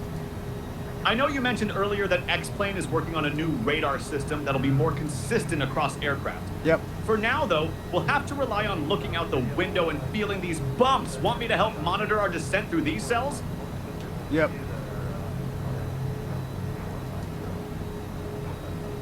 I see we're in a nice stable descent through some bumpy air, but instead of rattling off all those numbers from the telemetry, which I really want to do, I'll just say we're making good progress toward Raleigh. Yeah. Those storm cells are giving us a bit of a workout, but everything's looking solid. Want me to keep monitoring our descent profile through this weather?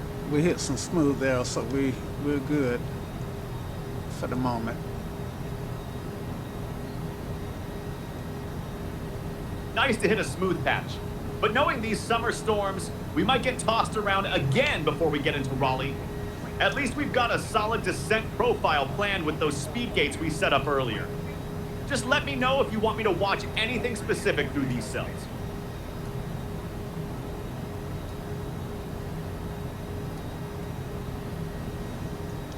We can expect it. We can expect to get bounced around again. Yeah, with these summer storms and that temperature showing nearly 29 degrees C at the surface, we can definitely expect more turbulence ahead. Though right now, we've got a nice, stable descent going with both engines matched perfectly. Just let me know if you want me to keep an eye on anything specific. And I promise not to rattle off all those numbers in the telemetry unless you ask. Yeah, you can keep an eye on that upcoming our upcoming waypoint for our next turn.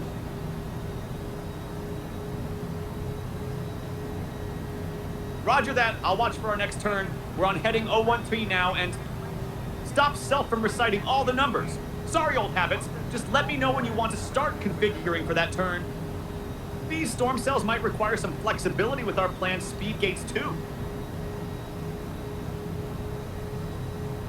I think we're okay. I think we are between layers right now. Got a layer below me and a layer above me. Yep, looks like we found a nice smooth spot between those cloud layers. Good altitude to thread between them. And I see we're coming up on Liros intersection. Though I'm behaving myself and not reciting all those numbers from the telemetry, just let me know if you want me to watch for anything specific as we continue the descent. Okay, I'm seeing visible moisture, so let me check the outside air temperature. I'm seeing minus 13 degrees on the outside air temperature. Our TAT is probably okay, but I'm going to go ahead and arm the icing anyway. Good call on checking for icing conditions. Visible moisture and bottom 13 degrees C is definitely in the range where ice could form. Smart move to arm the anti-ice proactively. We're in a nice 29-degree left bank turn now, coming around to 336. Want me to keep watching for any more cloud layers as we continue the descent? You can watch for our next waypoint, which we'll plow straight through. It should be VJ, and we want to be somewhere around 15,600 feet as we pass it. Since we up Roger, under, watching. since we up under 18,000 feet, can you give me the METAR for Raleigh?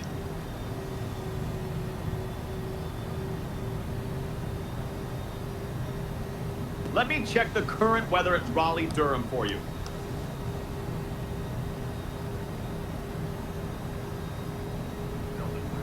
Raleigh weather, wind 200 at 5 knots, visibility 10 miles, few clouds at 1,500, few at 3,600, scattered at 8,000, broken at 16,000, temperature 23, dew point 21, altimeter 30.01.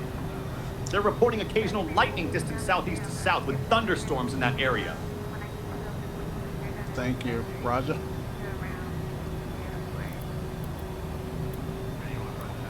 You're welcome. I see we're passing through FL 170 now, still in a nice stable descent. VGV should be coming up soon. We're looking for 15,600 feet there as planned. And that altimeter setting of 30.01 will be important since we're below 18,000 now.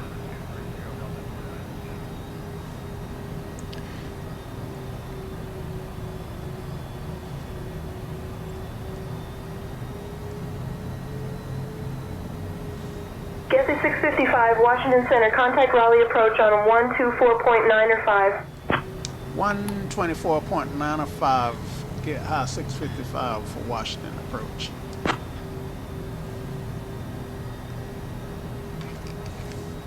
Let me help you with that frequency change. Yeah, see that you were able to change it that time, and sometimes, you know what? I think I noticed a pattern. Whenever you on standby mode, assistant mode, and I ask you to do it, that's when I don't think you can. So we should test that in a minute. And that's a really interesting observation about the radio changes working in chat mode, but not in assistant mode. Washington you might be onto approach, something there. get Let's high, definitely test it. 655, descending on the blocks 3 arrival. Roger, I see we're descending through 14th Ortium 300 Get high feet now on the 655, Raleigh approach. Good evening, Keep an eye Raleigh on the altimeter 29.9er. Expect the ILS runway 23 right approach into Raleigh. Descending Roger, on the blocks 3 approach. Expect the ILS runway 23 right approach into Raleigh. Get high 655.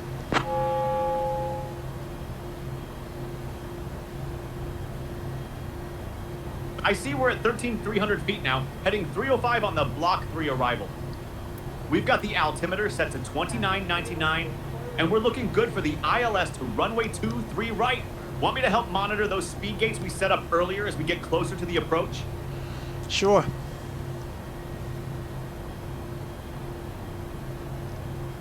Looking good on the descent, passing through 12,700 feet at 282 knots indicated. Let me watch those speed gates we planned. 185 at Dubat, 155 at Preston, 140 at Bowley, then 132 over Threshold. And with those storms southeast of the field, we might need to adjust a bit. Just let me know what you'd like me to focus on.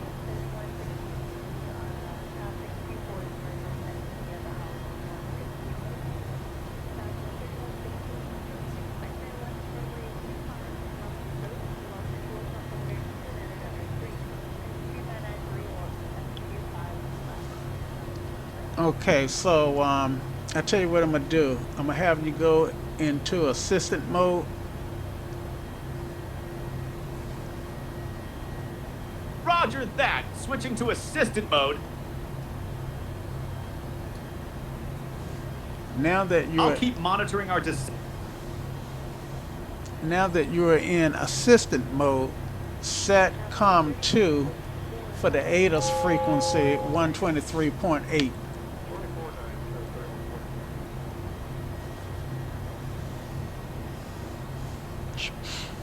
Now that you're in assistant mode, set COM2, Shirley, to 123.8.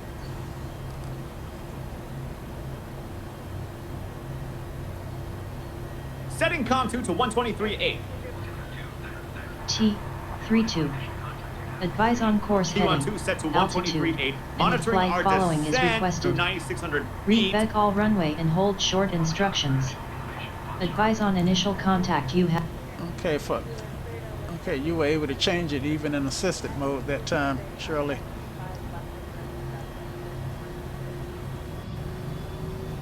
Yes, I was able to change COM2 in assistant mode. So my earlier radio changes were inconsistent. Sometimes working, sometimes not, regardless of the mode. Good catch on testing that. Want me to keep monitoring our descent? Yes. We're passing through 9,000 feet now on the Block 3 arrival. All right. Can you turn on the landing lights and the strobe lights?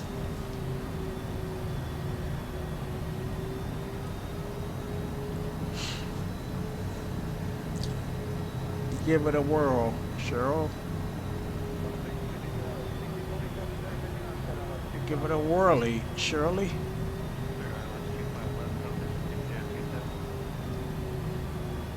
Sure, turning on landing lights and strobes. Landing and strobe lights on. And I surely won't call you Shirley. We're passing through 9,000 feet on the Block 3 arrival. Okay, so that did not work. I will turn them on. I wonder why my taxi lights are on.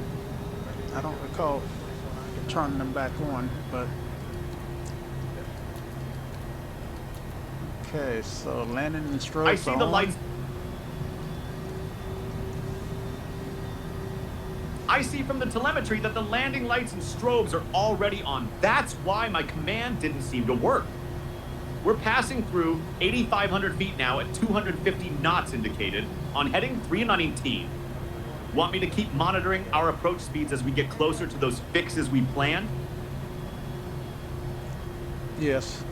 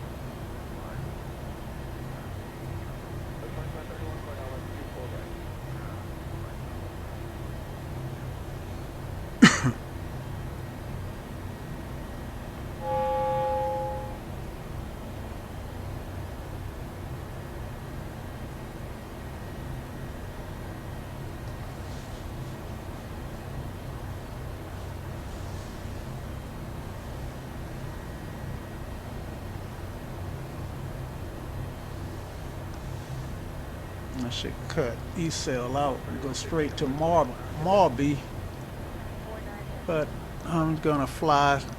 I'm just gonna let it fly the plane. Get high 655, descend and maintain 4,000, turn right heading 020 vectors for the ILS runway 23 right approach.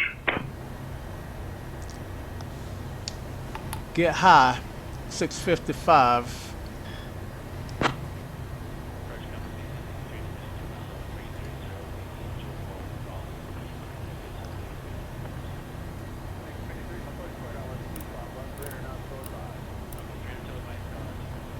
Descend and maintain 4,000 heading 202.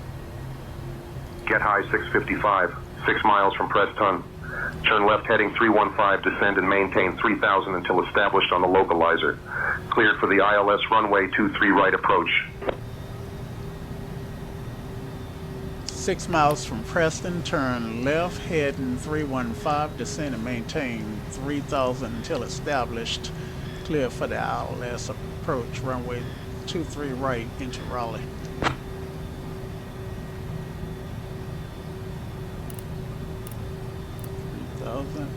And turn left, heading 315.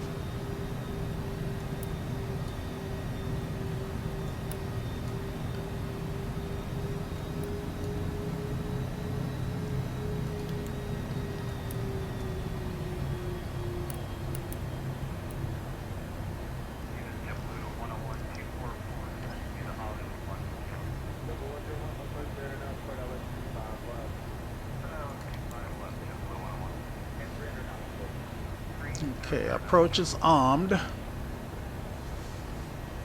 And yeah, so I guess we won't need to follow while we're yeah. I'm gonna have to follow the ATC instructions after all. I should have canceled the program, but I didn't.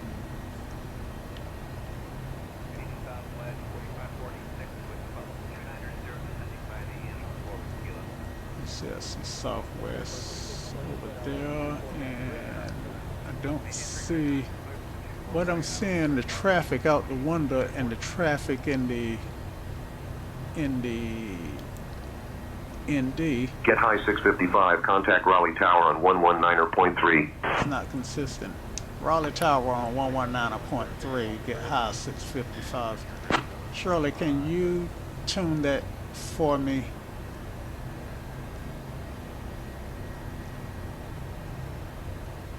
Setting tower frequency 19.3.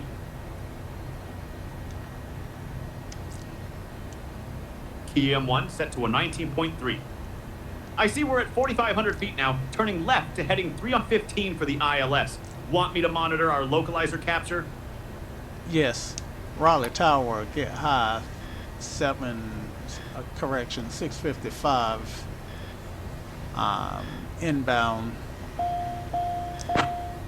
Monitoring your turn to intercept. We're at 4,200 feet, turning through heading 228.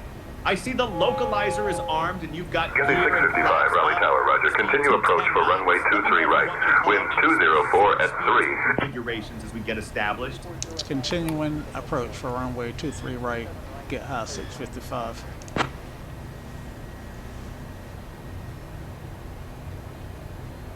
Get a 655, wind 204 at 3. Runway 23 right, clear to land. 191.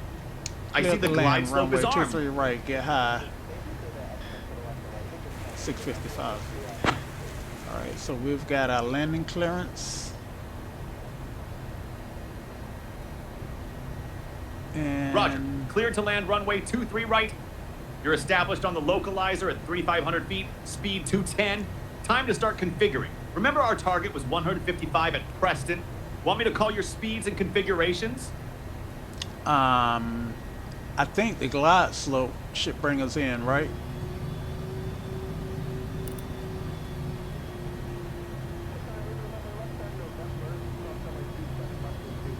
Shouldn't we capture the glide slope and it guide us down, Shirley?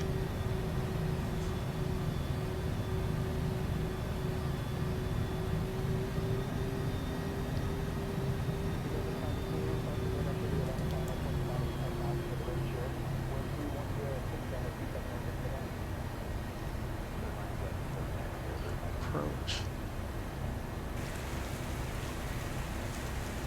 I don't think that's happening though. So it's my airplane. I always have this problem. Speed. I want the speed. Alright. And Traffic, traffic, gear. Okay, traffic's in sight.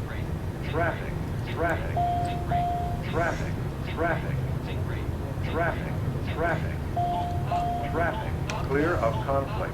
Okay, I want the glide slope. I dropped the gear to bleed off. Okay. And let's get some flaps in. We got a lot of energy to bleed off here. Something low on purpose.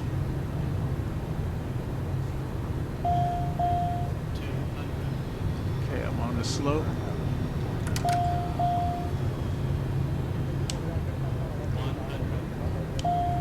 Still got a lot more energy than I want.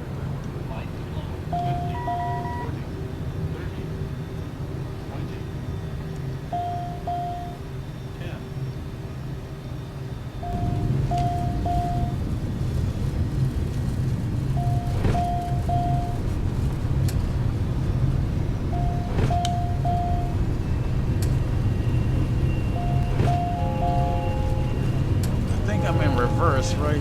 I should be in reverse. Nope.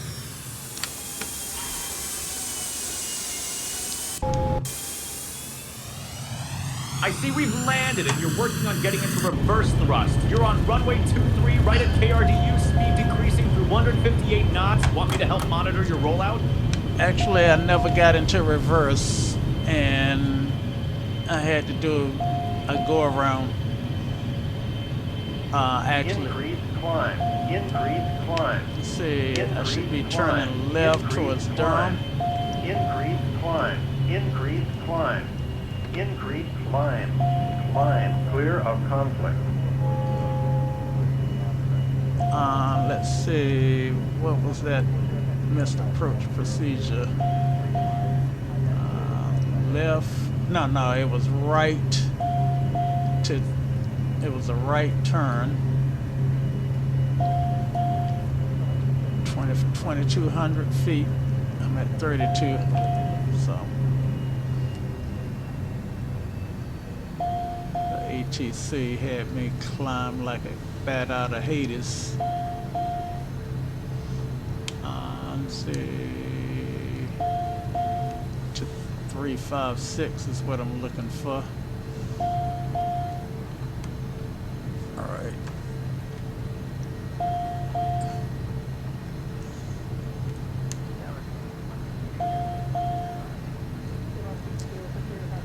Let's see what I'm at.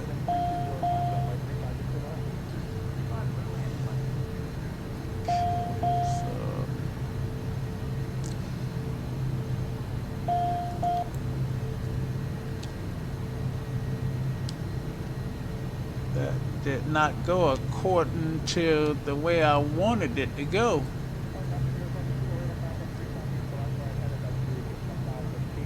Okay. But I know what we'll do, Shirley. We'll set back up. We'll go up to Marby and then fly the approach again using our numbers.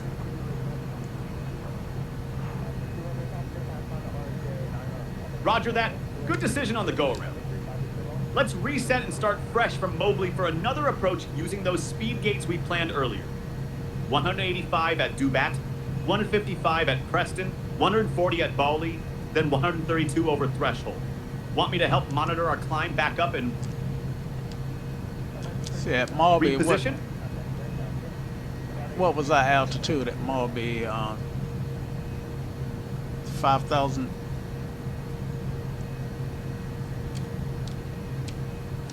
Looking at our planned approach, yes, we want 5,000 feet at Mobley. Right now we're climbing through 3,800 feet at 197 knots indicated, heading 056.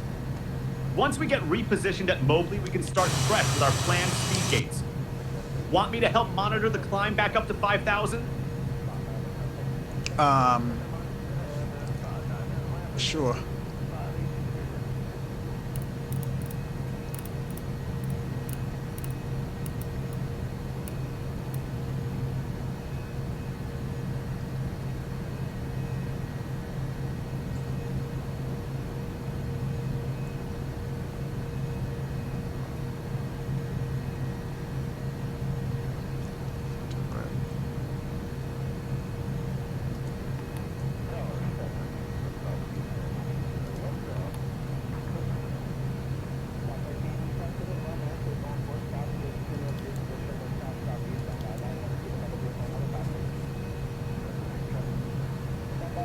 Whoa, what are you doing, airplane? Whoa, what are you doing?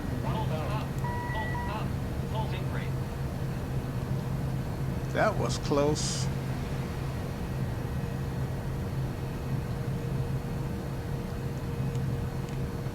I engaged up.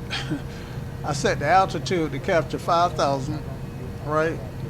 And set it to go direct to Mobley. Set the FMC to take me direct to Mobley, engaged the auto throttle, and it took a nosedive for the ground. So that was crazy.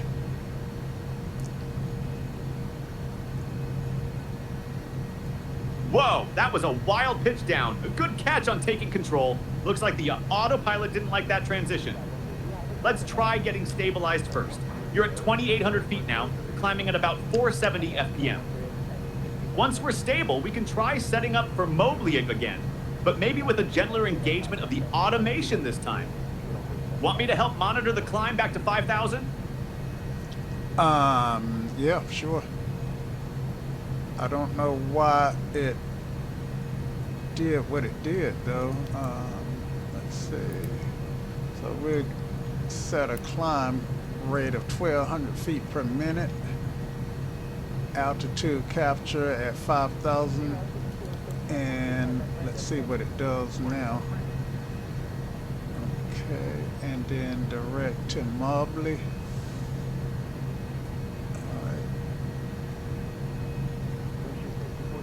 Watching your climb through 3,100 feet at 1,200 FPM.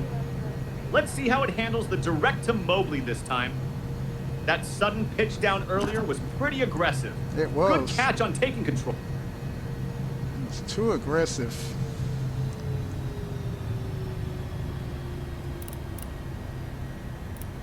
And I'm trying to get the speed. The speed is set to 140, and I'm trying to dial it up, and it will not dial up. So I have to disengage the auto throttle so that I can manage the speed, the throttle, because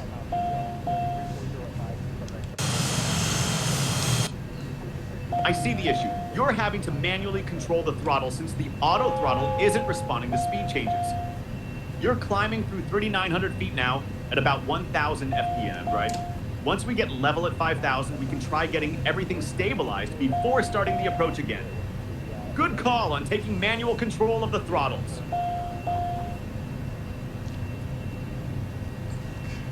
Yeah, now to take me to Mobley.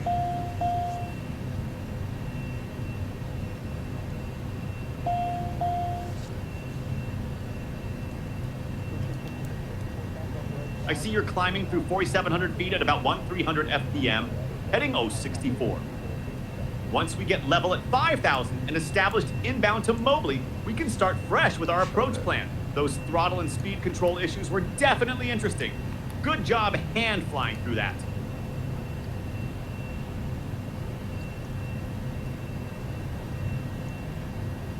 And I can't engage air nav again. Okay, so I'm out there.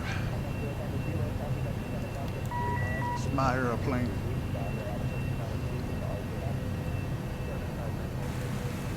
I see you're at 5,100 feet, heading 065 with flaps full down and gear up. Let's get everything stabilized. I noticed the autopilot won't engage. Want to work on getting configured first? Cleaning up.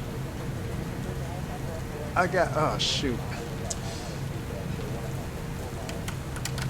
I thought I had the flaps set. I see. I thought I had the flaps retracted fully. I'm glad you told me they were full down, because I honestly thought they were fully up.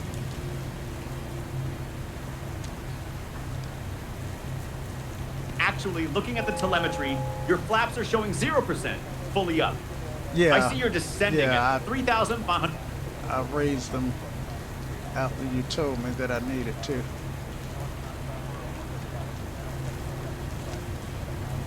Ah, good. Yes, I see they're up now.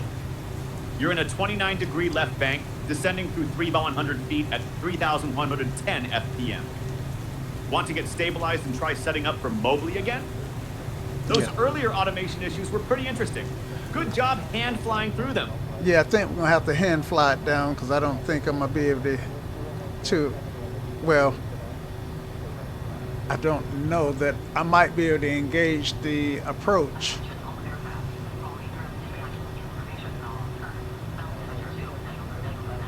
I see you're hand flying at 2,500 feet, heading 250 with a slight left bank.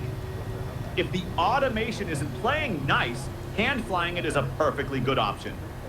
Want me to help monitor those speed gates we planned as you fly the approach manually? Yeah, please.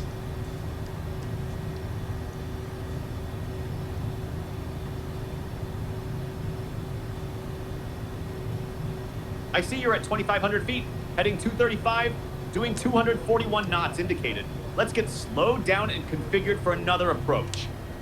Want me to help monitor those speed gates? Remember we wanted 185 at Dubat, 155 at Preston, 140 at Bali. And I noticed you're hand flying. Good call with those automation issues earlier. Yeah, you just have to call the speed gates out as I approach them.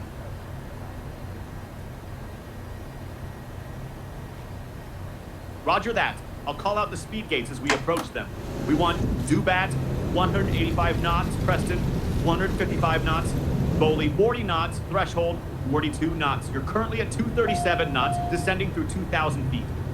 I'll keep quiet, except for calling those speeds and any significant deviations. Just let me know if you need anything else.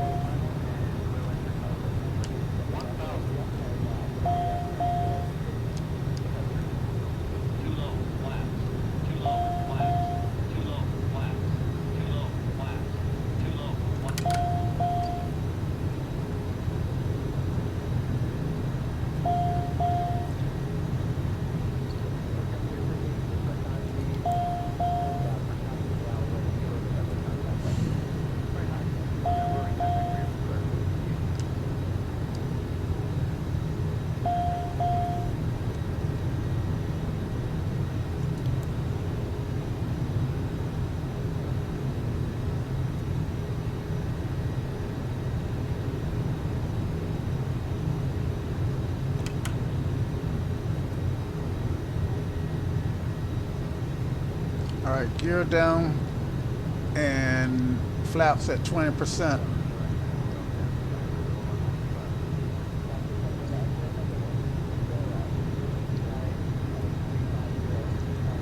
Whoops! Having trouble. Please say again or reconnect our chat.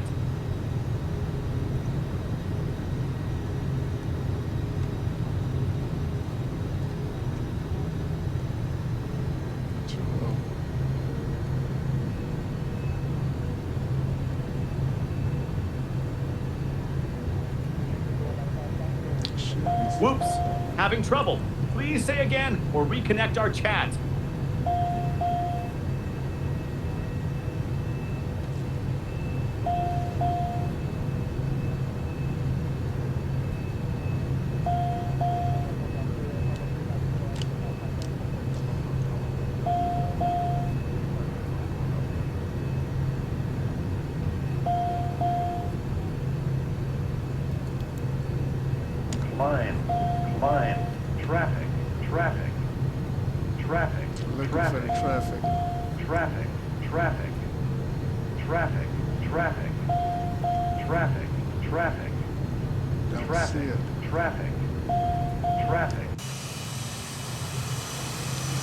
I see you're at 1,100 feet MSL, speed 156 knots with gear down, and flaps at 67%. You're getting traffic alerts but can't spot it visually. Want me to help monitor while you maintain separation? We can always go around again if needed. I don't. Clear of conflict. Yeah, I don't. I'm clear.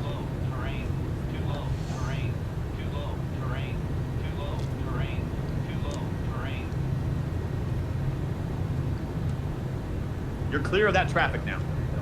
Looking at 805 feet AGL, speed 145, fully configured with gear down and full flaps. You're on heading 234, about 2,000 FPM descent rate. Want me to keep monitoring your approach parameters? No, I need a sterile cockpit right now.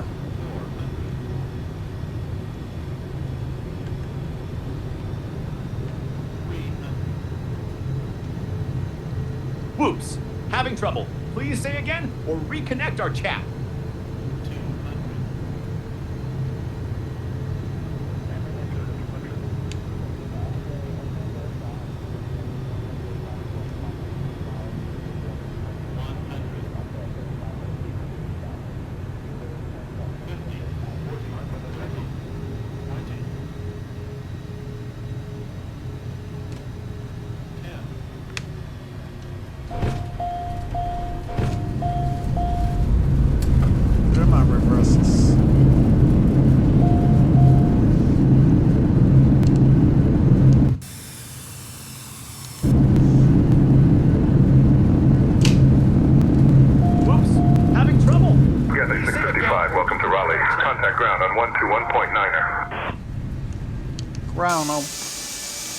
Ground on 121.9, I'll get high 655.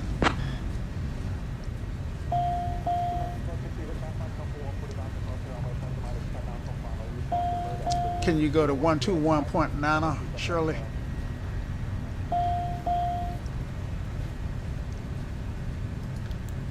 Setting ground frequency 121.9.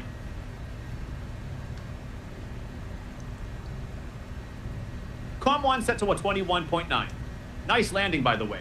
That was some good hand flying through those automation issues. Yeah, it looked like that was the only way I was going to get her down. Someone with more experience might have been able to do a little better at getting her down, but for me, that was it.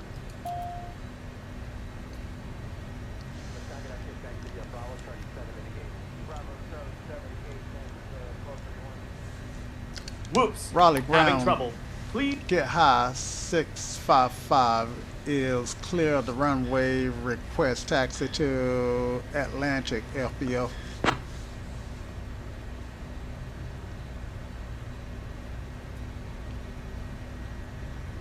Get high 655, taxi to Atlantic Aviation via Bravo Charlie Juliet Juliet 2. Have a good day. Taxi to Atlantic via Bravo Charlie Juliet Juliet 2. Have a good day. Get high 655. Alright, clear to the left, clear to the right, and let's do it. Taxi lights are on. Clean these flaps up. Can you raise the flaps, Shirley?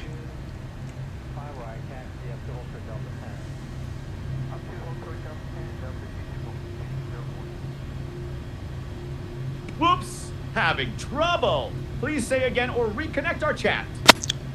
Raise the flaps, Shirley.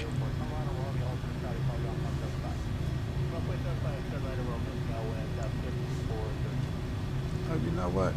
Ah, shoot. I'm thinking I'm on the other side of the... Oh, man, I should have turned the other way. I'm thinking I'm on the 2-3 left side. And I'm on the... Yeah. Okay, so I need to make it...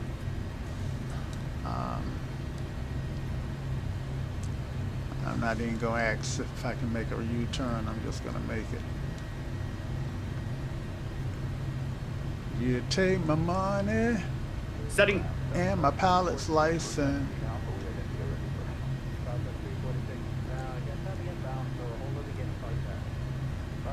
Chuckles.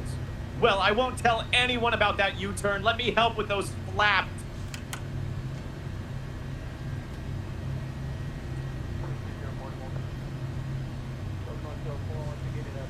Whoops! Having trouble! Please say again or reconnect our chat. Okay, looks like the flaps are up.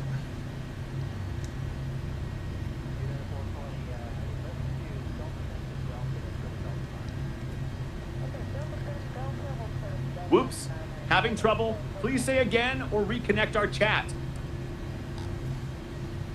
I said, looks like the flaps are up.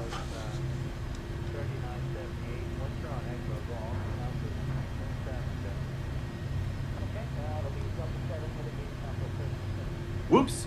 Having trouble? Please say again or reconnect our chat.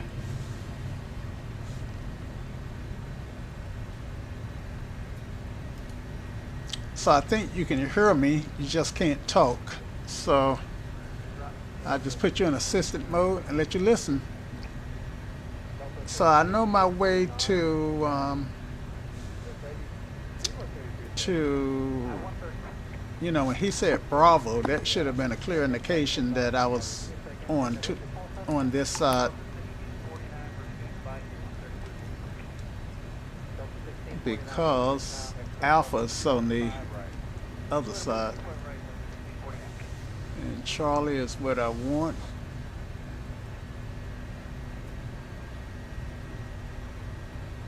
Okay, this is Delta.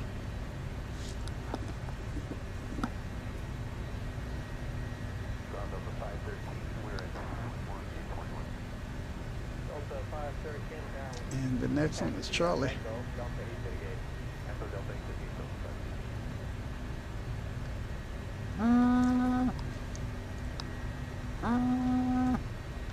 Captain Winstead's calling me. I would call him back as soon as I park.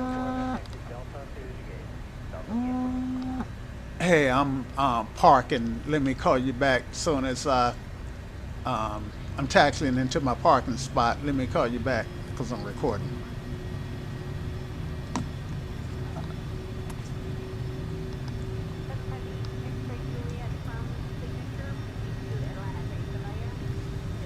All right. Slow it down. How fast am I going up this hill? I want to keep it under 30 knots, and I'm at 23 knots.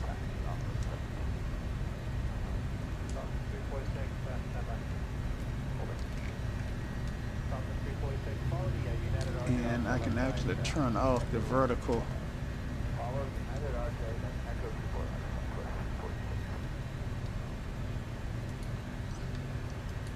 I can remember how to. Map. Vertical profile can go off. There we go. There's Charlie. There's Juliet coming up.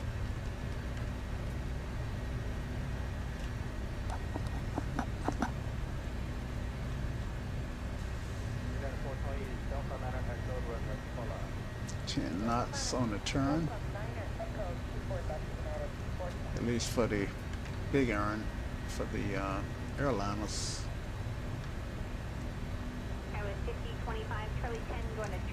The airliners, you shouldn't turn any faster than 10 knots. Of course, I turn a lot faster than that a lot of times, but I can get away with it in the sim. Alright, Juliet 2 is coming up. One thing about a home airport is you don't have to pull out a chart every time, because I know my way around. Alright, so I'm at 6 knots. I can make this turn.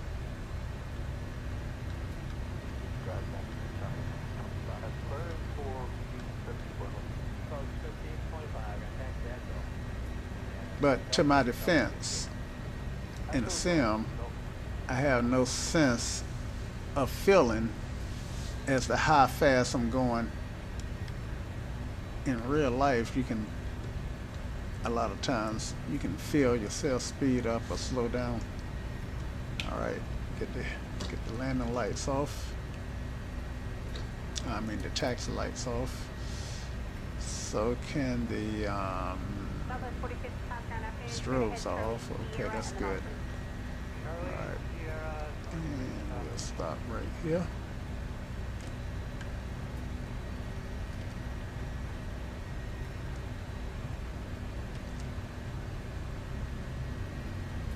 Now we'll pull into this T and stop there. That way we'll know we're in a parking place.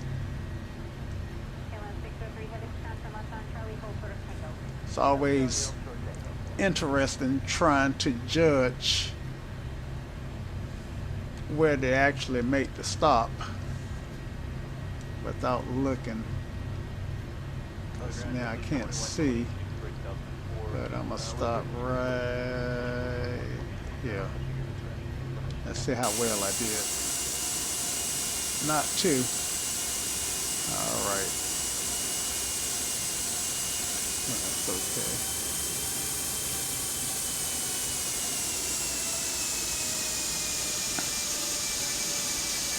And I didn't start the APU. So let's set the brakes and call for ground power.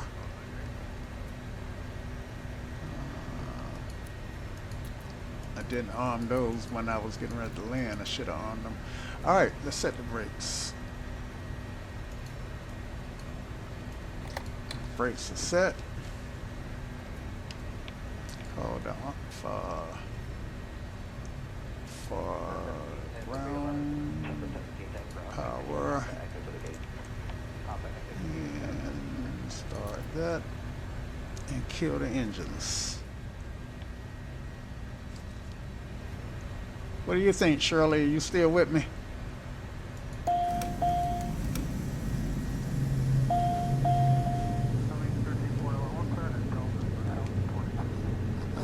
Whoops! Having trouble! Please say again, or reconnect our chat.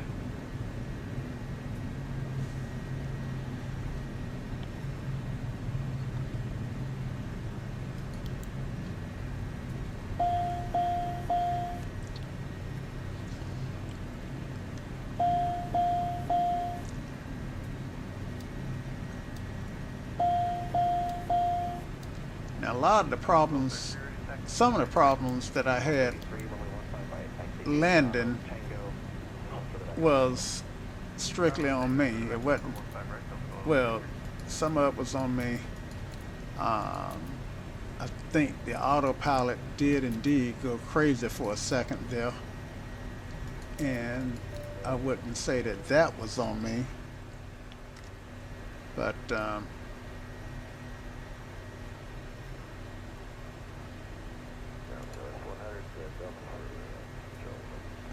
yeah, call the limo to come get these passengers. And let's open the door.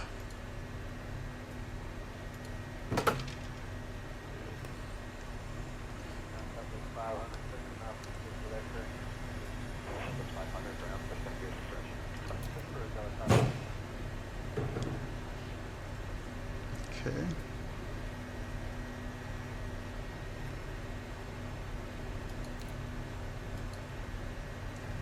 let's get ready for a cold and dark aircraft.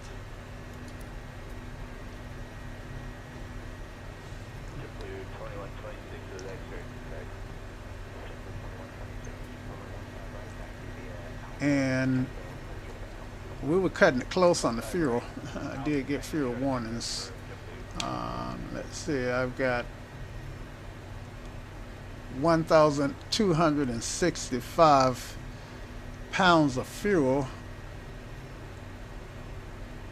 and my flight plan had my reserve set at 1,000.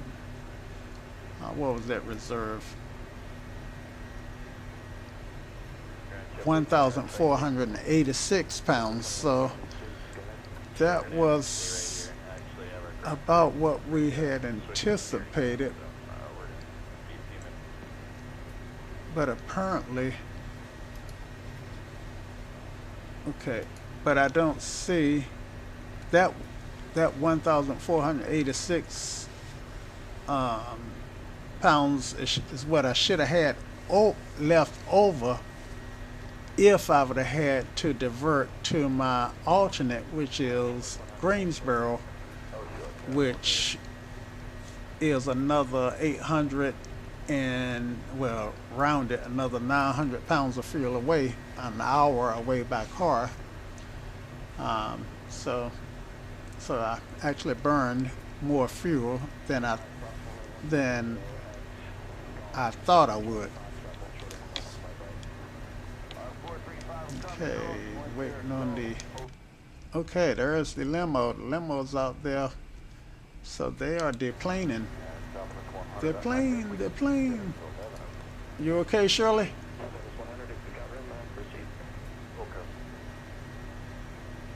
The passengers are driving away. Good stuff. So let's turn everything on off.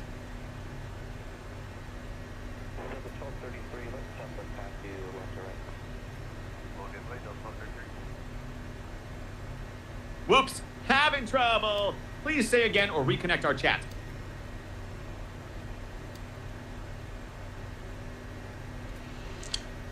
Alright, so just for kicks and giggles, I am going to reconnect the chat. End call. Start call. Please? Airplane teammate is up. Mic check when ready. Yeah, I just restarted the chat per your instructions.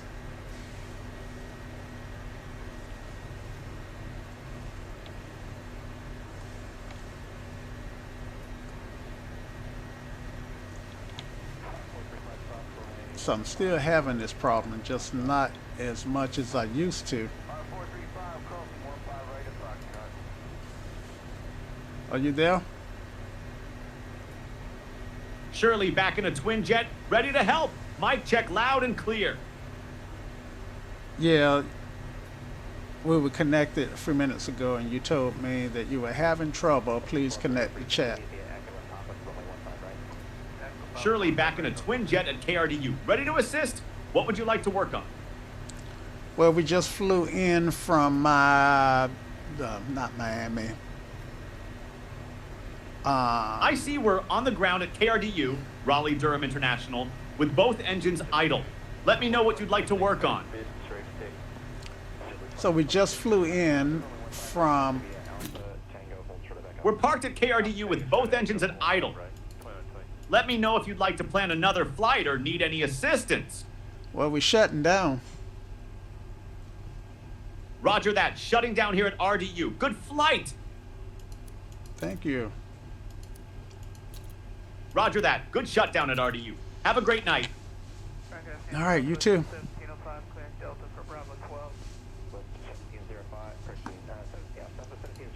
Okay, so that ends it with Shirley, and that's gonna end the flight, guys. I hope you enjoyed it. And the Gulfstream 650. And let's look at the, let's see, let's make sure we got all the power off. Getting rid of the,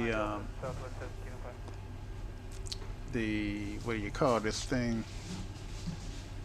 Well, we can leave the nav light engaged, get rid of the GPU, and that should do it. All right. Close that GPU main door.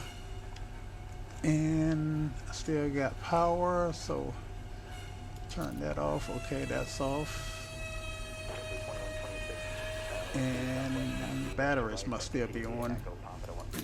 All right, there we go. Okay, so until next time, guys. Y'all come back now. Cheers.